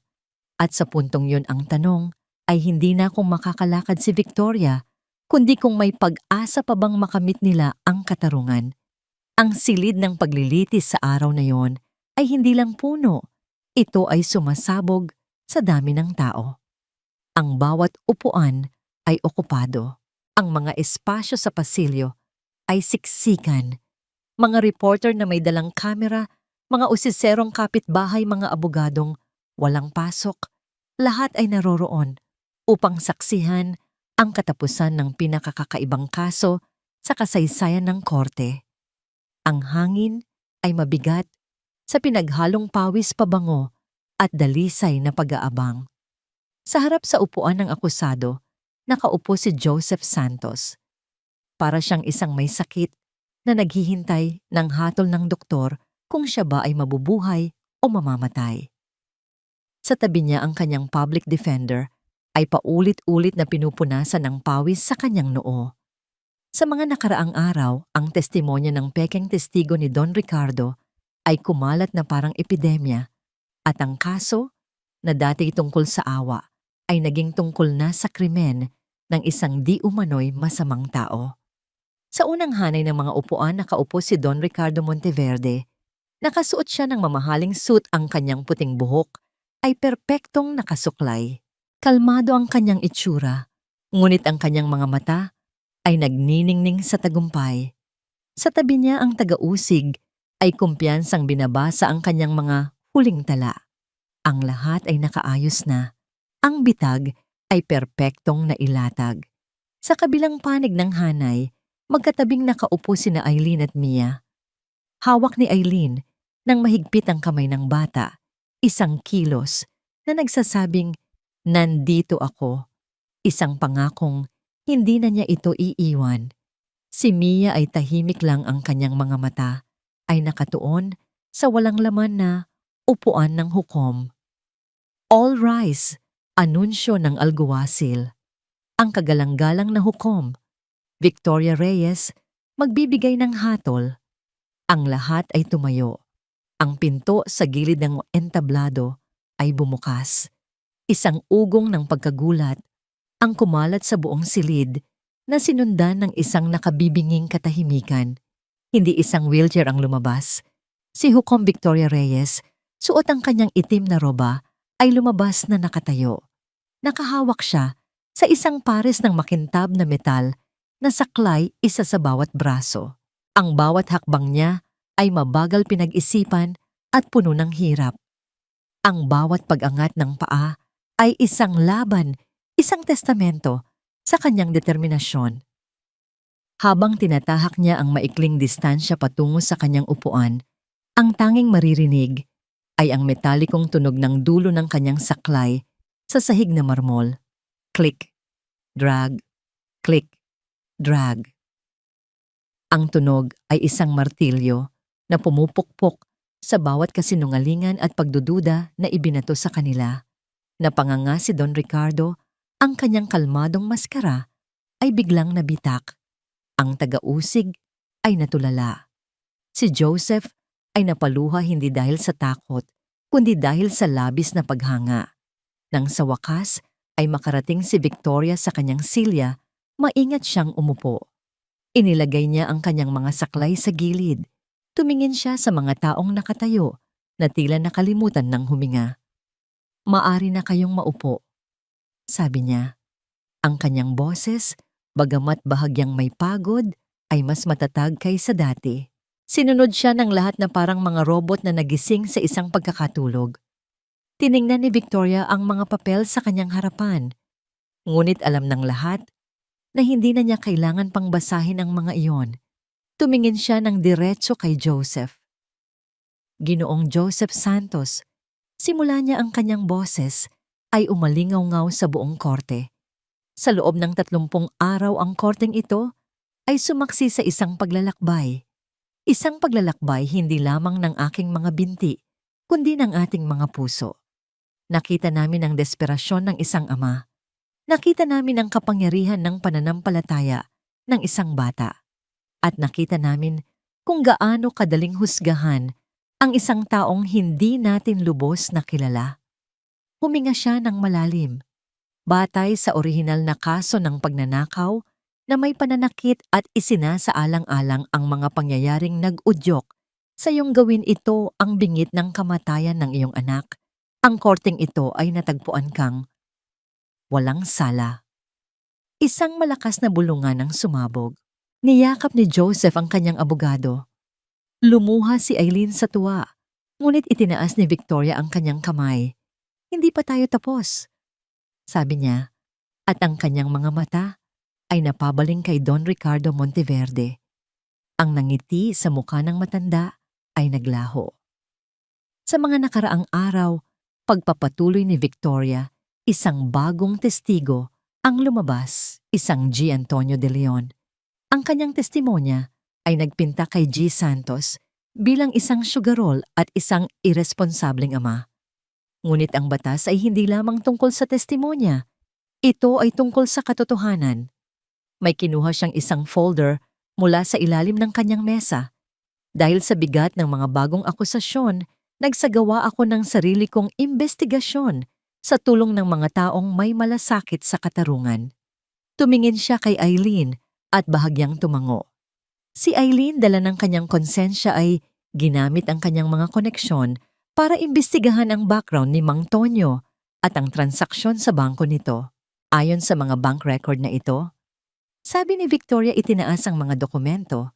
Si G. Antonio de Leon ay nakatanggap ng 50,000 piso mula sa isang kumpanyang ang pangalan ay Golden Dragon Enterprises, isang kumpanyang sa karagdagang pagsisiyasat ay pagmamay-ari pala ng iisang tao, si G. Ricardo Monteverde. Ang katahimikan sa korte ay nakakabingi. Ang lahat ng mata ay napunta kay Don Ricardo na ngayon ay namumutla na. Ang pagmamanipula ng testigo, ang pag-aalok ng pera para sa maling testimonya ay isang krimen na tinatawag na perjury at obstruction of justice. Sabi ni Victoria, ang bawat salita ay parang isang pukpok ng martilyo. Ito ay isang direktang pag-atake, hindi lang sa isang tao, kundi sa buong sistema ng ating hustisya. Tumingin siya sa taga-usig. "Ginoong taga-usig, inaasahan kong gagawin mo ang iyong tungkulin." Ngunit hindi pa siya tapos. May isa pa siyang sorpresa. At bilang karagdagan, sabi niya, mayroon akong hawak na isang recorded na pag-uusap, isang tawag sa telepono kung saan ang isang assistant ni G. Monteverde ay direktang nananakot sa isang miyembro ng aking pamilya at inaamin na sila ang nasa likod ng lahat. Ang kopya nito ay naipadala na sa National Bureau of Investigation. Sa puntong yun, alam na ni Don Ricardo natapos na ang laro. Tumayo siya akmang aalis, ngunit 2 alguwasil na ang humarang sa kanyang daraanan. G. Ricardo Monteverde.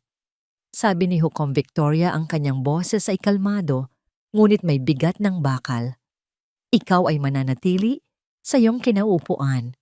Ang korteng ito ay maglalabas ng direktang utos sa piskalya na magsampa ng kaukulang kaso laban sa iyo. Dinala ng mga alguwasil si Don Ricardo hindi na isang makapangyarihang negosyante, kundi isang akusado habang ang mga flash ng kamera ay kumukuha ng kanyang pagbagsak.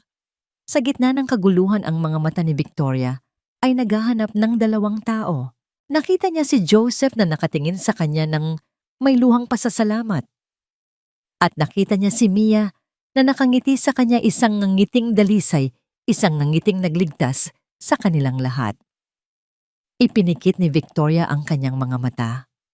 Sa wakas, pagkatapos ng 30 araw na puno ng sakit, takot, at pag-asa, ang hustisya ay naibigay na, at ang himala na laman niya ay hindi lang pala tungkol sa paglalakad.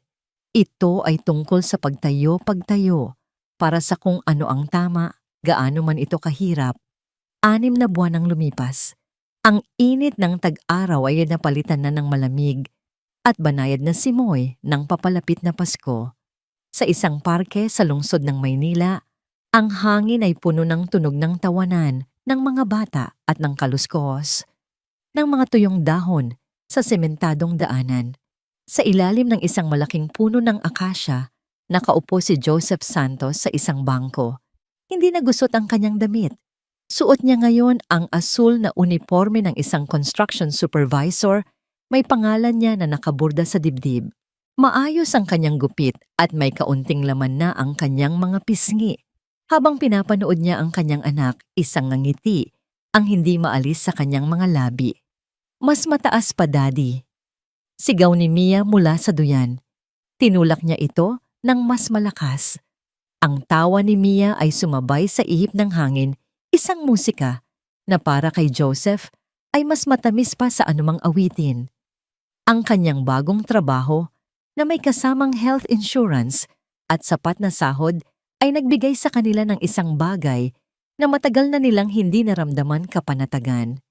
Hindi na nila kailangang matakot sa susunod na atake ng hika o sa susunod na bayarin. Sa wakas, malaya na sila. Mukhang masaya ang prinsesa natin, sabi ng isang pamilyar na boses. Lumingon si Joseph. Papalapit sa kanila sina Victoria at Eileen, may dalang isang basket ng pagkain. Ang pagbabago kay Victoria ay higit pa sa pisikal. Oo, nakalakad na siya nang walang saklay, bagamat may kaunting kumpas pa rin sa kanyang paglakad, isang permanenteng paalala ng kanyang pinagdaanan. Ngunit ang tunay na pagbabago ay nasa kanyang mga mata. Wala na ang lamig ang pader ng yelo. Napalitan ito ng isang liwanag, isang init na tila nanggagaling sa loob. Si Eileen naman, ang dating mataray na hipag, ay ngayoy mas kalmado, mas maunawain. Sila ni Joseph ay nagkaroon ng isang relasyon na parang sa magkapatid, puno ng respeto at asaran. Tamang-tama ang dating niyo, bati ni Joseph. Gutom na rin itong si Mia. Siyempre, sabi ni Eileen habang inilalatag ang banig sa damuhan. Ako pa ba, dala ko ang paborito mong adobo? Umupo si Victoria sa tabi ni Joseph. Pinanood nila si Mia na bumaba sa duyan at tumakbo palapit sa kanila. Judge Lady Tita Eileen, masayang bati ng bata. Hindi na ako judge, anak. Malambing na, sabi ni Victoria. Tita Vic na lang. Ilang linggo pagkatapos ng paglilitis, nag-file si Victoria ng kanyang maagang pagreretiro. Ang ingay at politika sa korte ay hindi na para sa kanya. Sa halip, ginamit niya ang kanyang pera at kaalaman para magtayo ng isang maliit na foundation, isang libreng legal aid center para sa mga taong tulad ni Joseph, mga taong kinakain ng sistema dahil wala silang boses. Si Eileen, ang kanyang naging kanang kamay at administrator, doon nila natagpuan ang isang bagong layunin, isang bagong uri ng hustisya. Habang kumakain sila ng sandwich At nagtatawanan lumapit si Mia kay Victoria. May inabot itong isang bulaklak ng gumamela na pinitas niya sa gilid. Para po sa inyo, Tita Vic, sabi ng bata. Tingnan niyo po, sumasayaw po siya sa hangin. Kinuha ni Victoria ang bulaklak. Tinitigan niya ito ang matingkad na pula ang dilaw sa gitna. Isang simpleng bagay, ngunit puno ng buhay. Alam mo, Mia, sabi ni Victoria, tinuruan mo ako kung paano sumayaw ulit. Ngumiti ang bata. Hindi po. Dati na po kayong marunong. Nakalimutan niyo lang po. Ngayon, yung puso niyo na po ang sumasayaw. Tumakbo si Mia pabalik sa damuhan para habulin ang isang paru-paro. Naiwan ang tatlong matanda, pinapanood siya. Minsan iniisip ko, sabi ni Eileen, kung ano kaya ang nangyari kung hindi ka pumayag sa alok niya noon sa korte. Tumingin si Victoria kay Joseph. Siguro nasa kulungan ako ngayon, sagot ni Joseph. Umiling si Victoria. Hindi lang ikaw, sabi niya. Siguro pareho tayong nasa kulungan. Ikaw sa totoong kulungan. Ako sa kulungan na gawa sa galit at pait na ako mismo ang nagtayo. Tumingin siya sa kalangitan, sa mga ulap na dahan-dahang gumagalaw. Sa unang pagkakataon, sa loob ng maraming taon, naramdaman niya ang sinag ng araw sa kanyang balat, hindi bilang isang bagay na nakakapasong, kundi bilang isang mainit na yakap. Ang himala ay hindi ang pagtayo niya mula sa wheelchair. Iyon ay sintomas lang. Ang tunay na himala ay ang pagpapatawad sa mundo, pagpapatawad sa mga taong nakasakit sa kanya, at ang pinakamahirap sa lahat, ang pagpapatawad sa kanyang sarili. Ang tunay na himala ay ang pagkatutong mabuhay muli. Daddy, tawag ni Mia, mula sa di kalayuan, iwinawagayway ang kanyang mga kamay. Tita Vic, Tita Eileen, halikayo. Tingnan niyo ang ganda ng paglubog ng araw. Nagkatinginan silang tatlo at ngumiti. Magkakasama tumayo sila at lumakad palapit sa bata, papalapit sa nagbabagang liwanag, sa abot tanaw. Habang pinapanood nila ang araw na dahan-dahang lumubog, naghahanda para sa isang bagong umaga, alam ni Victoria sa kanyang puso na ang kwento nila ay hindi nagtatapos dito. Sa katunayan, ito ay nagsisimula pa lamang. Ang bawat bagong araw ay isang bagong pagkakataon para sumayaw. Ang sikat ng araw sa construction site ay tila isang pagpapala. Para kay Joseph Santos, ang bawat sinag ay simbolo ng isang bagong simula. 6 na buwan na siya sa kanyang posisyon bilang supervisor at sa unang pagkakataon, sa loob ng maraming taon, naramdaman niya ang isang bagay na halos nakalimutan na niya respeto. Magaling ang pagkakagawa niyo rito, Mang Lito. Sabi niya sa isang mas nakatatandang karpintero, tinatapik ito sa balikat. Siguraduhing matibay ang pundasyon, diyan nagsisimula ang lahat. Opo, Boss Joseph, masusunod po. Sagot ng matanda na may ngiti ng paggalang. Hindi na siya si Joseph na magnanakaw. Siya na si Boss Joseph. Ang bawat pako na ibinabaon, bawat pader na itinatayo ay tila isang paraan ng muling pagbuo, hindi lang ng isang gusali, kundi ng kanyang sariling buhay. Sa tanghalian habang kumakain kasama ang ibang mga trabahador, nag-vibrate ang kanyang cellphone. Isang text mula kay Eileen. Joseph, huwag kalimutan ng dinner sa Sabado. Lulutuin ko yung paborito mong sinigang na may maraming gabi. Huwag kang malilate kung ayaw mong gawin kong sabaw ang helmet mo. Napangiti si Joseph. Ang dating babaeng nagbuhos ng tubig sa kanyang muka ay siya na ngayong nag-aalala kung nakakakain ba siya ng maayos. Ang kanilang maliit na pamilya, sina Victoria, Eileen, Mia, at siya ay naging isang matibay na pundasyon, mas matibay pa sa anumang sementong kaya niyang ihalo. Naramdaman niya sa wakas na mayroon siyang pinag-uugatan, ngunit ang mga anino ay laging may paraan ng pagbabalik kapag masyado nang maliwanag ang sikat ng araw. Kinabukasan nagsimula ang pagbabago sa maliliit na paraan. Si Mang Lito na dati palang ngiti ay umiwas ng tingin ng batiin niya. Ilang trabahador na nagkukwentuhan ay biglang tumahimik nang dumaan siya, bago nagpatuloy sa mahinang bulungan. Naramdaman ni Joseph ang pamilyar na kuryente sa hangin, ang kuryente ng panghuhusga. Narinig mo na ba? Bulong ng isang pintor sa kanyang kasama. Hindi alam ni Joseph na nasa likod lang siya. Si Boss Joseph. Siya raw yung magnanakaw sa balita noon. Yung salumpong judge. Talaga akala ko ba na ayos na yon? Sabi nila, may kaso pa raw na nakabinbin. Sugarol daw talaga yan. Swerte lang daw at naawa yung hukom. Ang mga salita ay parang mga langgam na gumapang sa kanyang balat. Nagpanggap siyang walang narinig, ngunit ang bigat sa kanyang dibdib ay bumalik. Ang kahapon na akala niya'y nailibing na ay muling hinuhukay ng mga hindi nakikitang kamay. Kasabay nito sa opisina ng foundation ni Victoria, isang bagyo ang namumuo.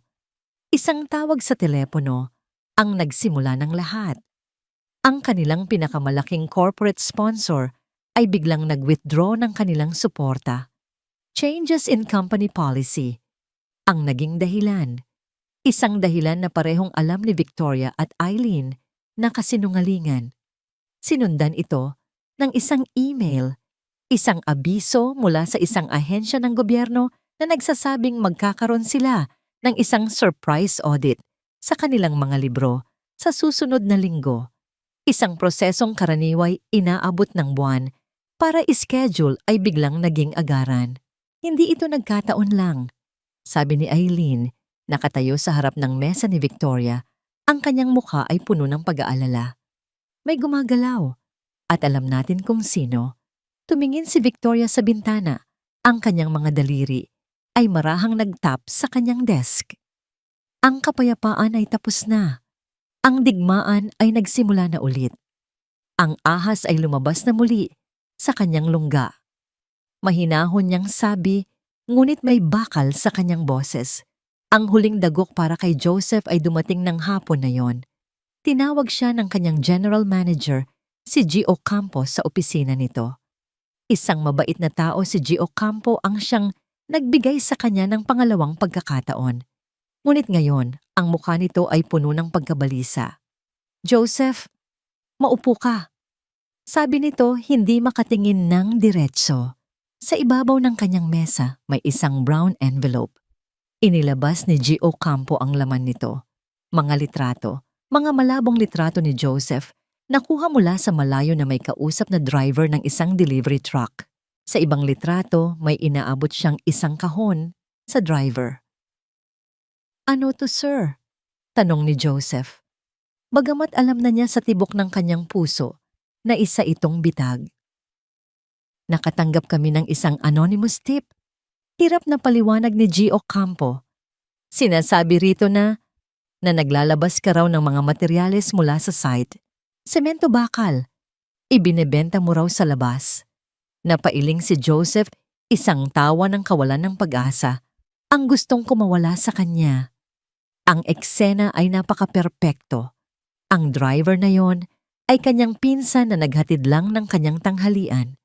Ang kahon ay naglalaman ng mga lumang damit na ipinabibigay ni Eileen para sa pamilya nito. Isang simpleng eksena na binigyan ng mali siya. Sir, hindi po yan totoo. Isa po yang frame up. Sabi ni Joseph, ang kanyang boses ay nanginginig sa galit at kawalan ng magawa. Alam ko, Joseph. Naniniwala ako sa'yo. Sabi ni G. Ocampo at sa isang saglit umasa si Joseph. Pero, ang nagpadala nito ay miyembro ng board, mataas na tao, at may kasama itong mga dokumento ng mga utang mo raw sa sugal. Kailangan naming mag-imbestiga. Protocol, Joseph. Naiintindihan mo ba? Hindi na siya nakasagot. Ang salitang sugal ay ang kumpirmasyon.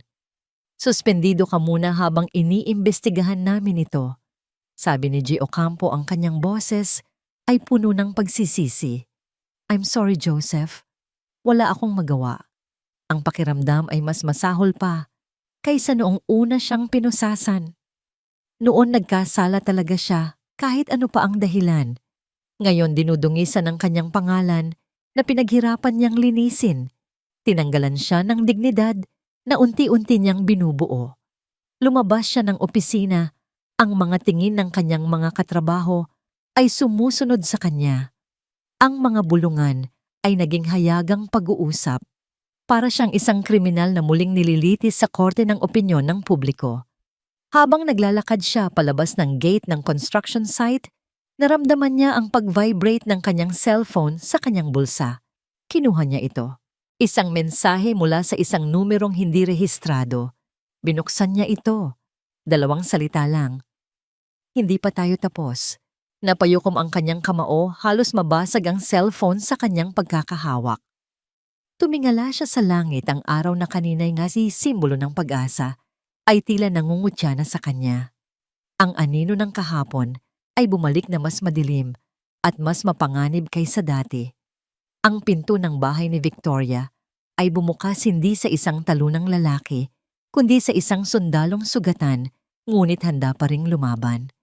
Pagpasok ni Joseph, ang bigat ng mundo ay nasa kanyang mga balikat, ngunit ang kanyang mga mata ay hindi na nagpapakita ng takot. Ito ay nag-aalab sa isang bagong damdamin, matuwid na galit. Siya na naman, sabi ni Joseph. Hindi na kailangan pang pangalanan ng anino sa likod ng lahat. Inilatag niya ang kwento, ang mga bulungan, ang mga peking litrato, ang suspension. Sa sala nakaupo sina Victoria at Eileen. Hindi sila nagpakita ng awa o gulat. Sa halip nagkatinginan sila, isang tahimik na pag-uusap na tanging silang dalawa lang ang nakakaintindi. Ang pagod sa kanilang mga mukha ay napalitan ng isang matigas na determinasyon. Ang halimaw na kanilang tinalo ay bumalik. At ngayon, haharapin nila ito ng sabay-sabay. Hindi ka nag-iisa dito, Joseph. Sabi ni Victoria, ang kanyang boses ay kalmado, ngunit may bigat ng bakal. Hinawakan niya ang telepono. Eileen, tawagan mo ang iyong kaibigan sa NBI. Sabihin mong kailangan natin ng pabor.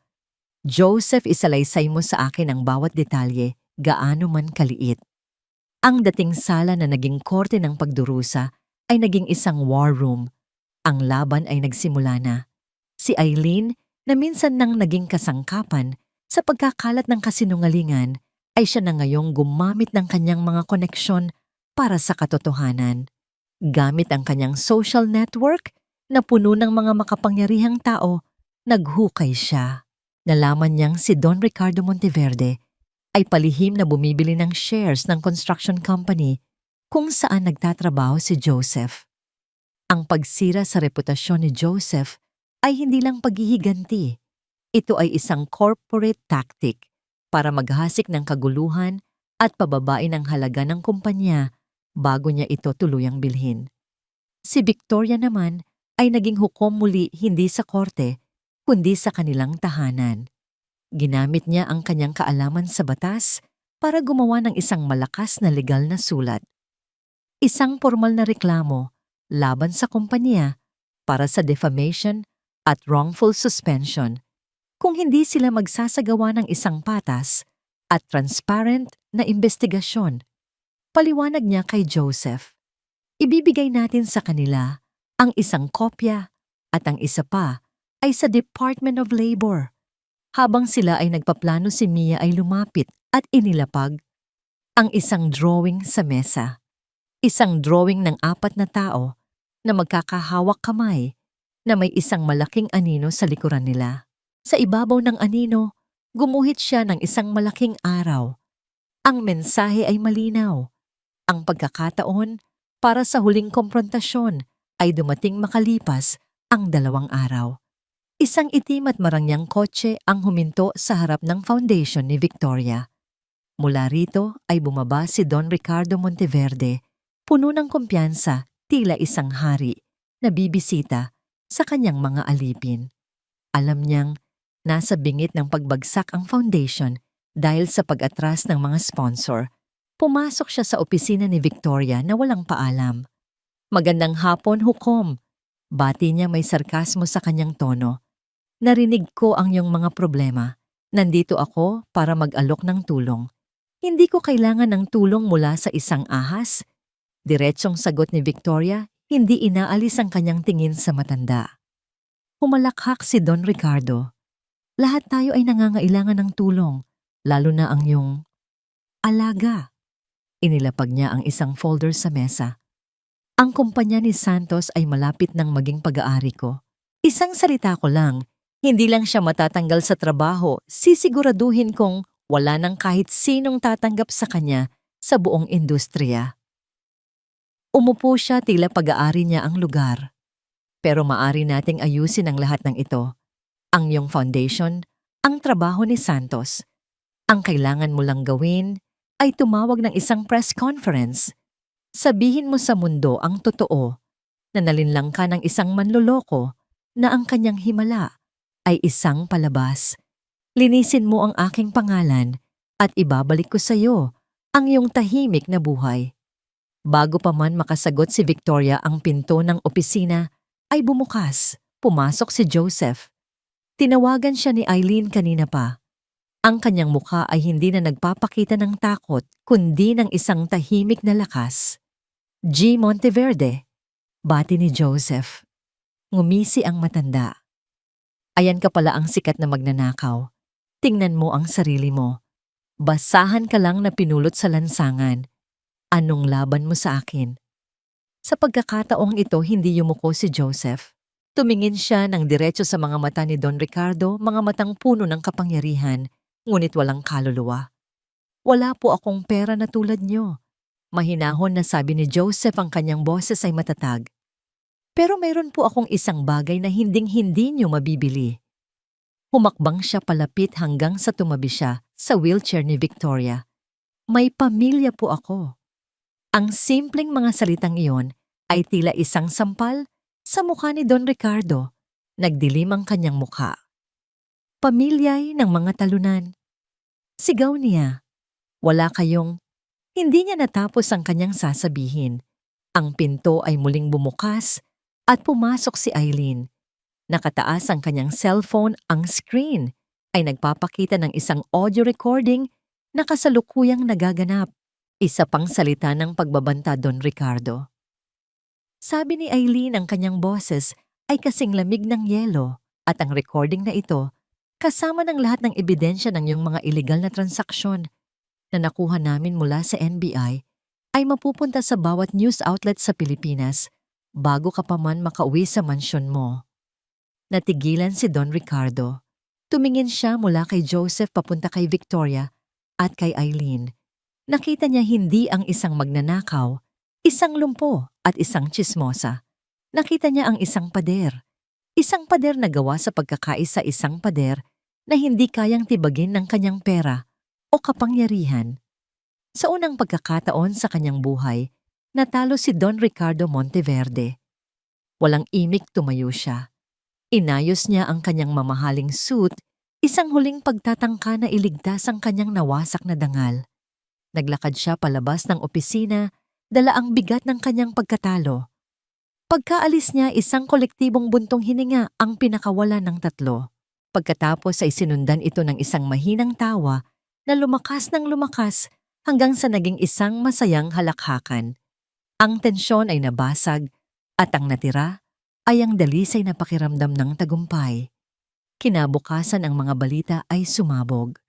Isang anonymous source na may paalam ni Eileen ang naglabas ng mga detalye ng tangkang pagbili at paninira ni Don Ricardo. Bumagsak ang stock ng kanyang kumpanya. Ang board ng construction company, sa takot na madamay, ay agad na nag-issue ng isang formal na paumanhin kay Joseph at inalok siyang bumalik na may kasama pang promotion. Ang foundation ni Victoria ay dinagsa ng suporta mula sa publiko. Sa parehong parke, sa ilalim ng parehong puno ng akasya, muling nagtipon ng apat. Walang nagbago sa lugar, ngunit ang lahat ay nagbago sa kanila. Ang kapayapaan na kanilang nararamdaman ngayon ay hindi na marupok. Ito ay pinanday sa apoy. Pinanood ni Victoria si Mia na tumatakbo sa damuhan, ang buhok ay inililipad ng hangin. Tumingin siya kay Joseph at Eileen na nag-aasaran habang naghahanda ng pagkain. Ito ang kanyang pamilya. Isang pamilyang hindi binuo ng dugo, kundi ng mga pinagdaanang pagsubok at pinagsaluhang tagumpay. Alam niya na ang buhay ay hindi magiging perpekto. May mga darating pang bagyo. Ngunit alam din niya na sa susunod na pagdating ng mga ito, hindi na sila mga individual na nag-iisa. Sila na ay isang pader. At ang isang pader na binuo ng pagmamahal ay hindi kailanman magigiba.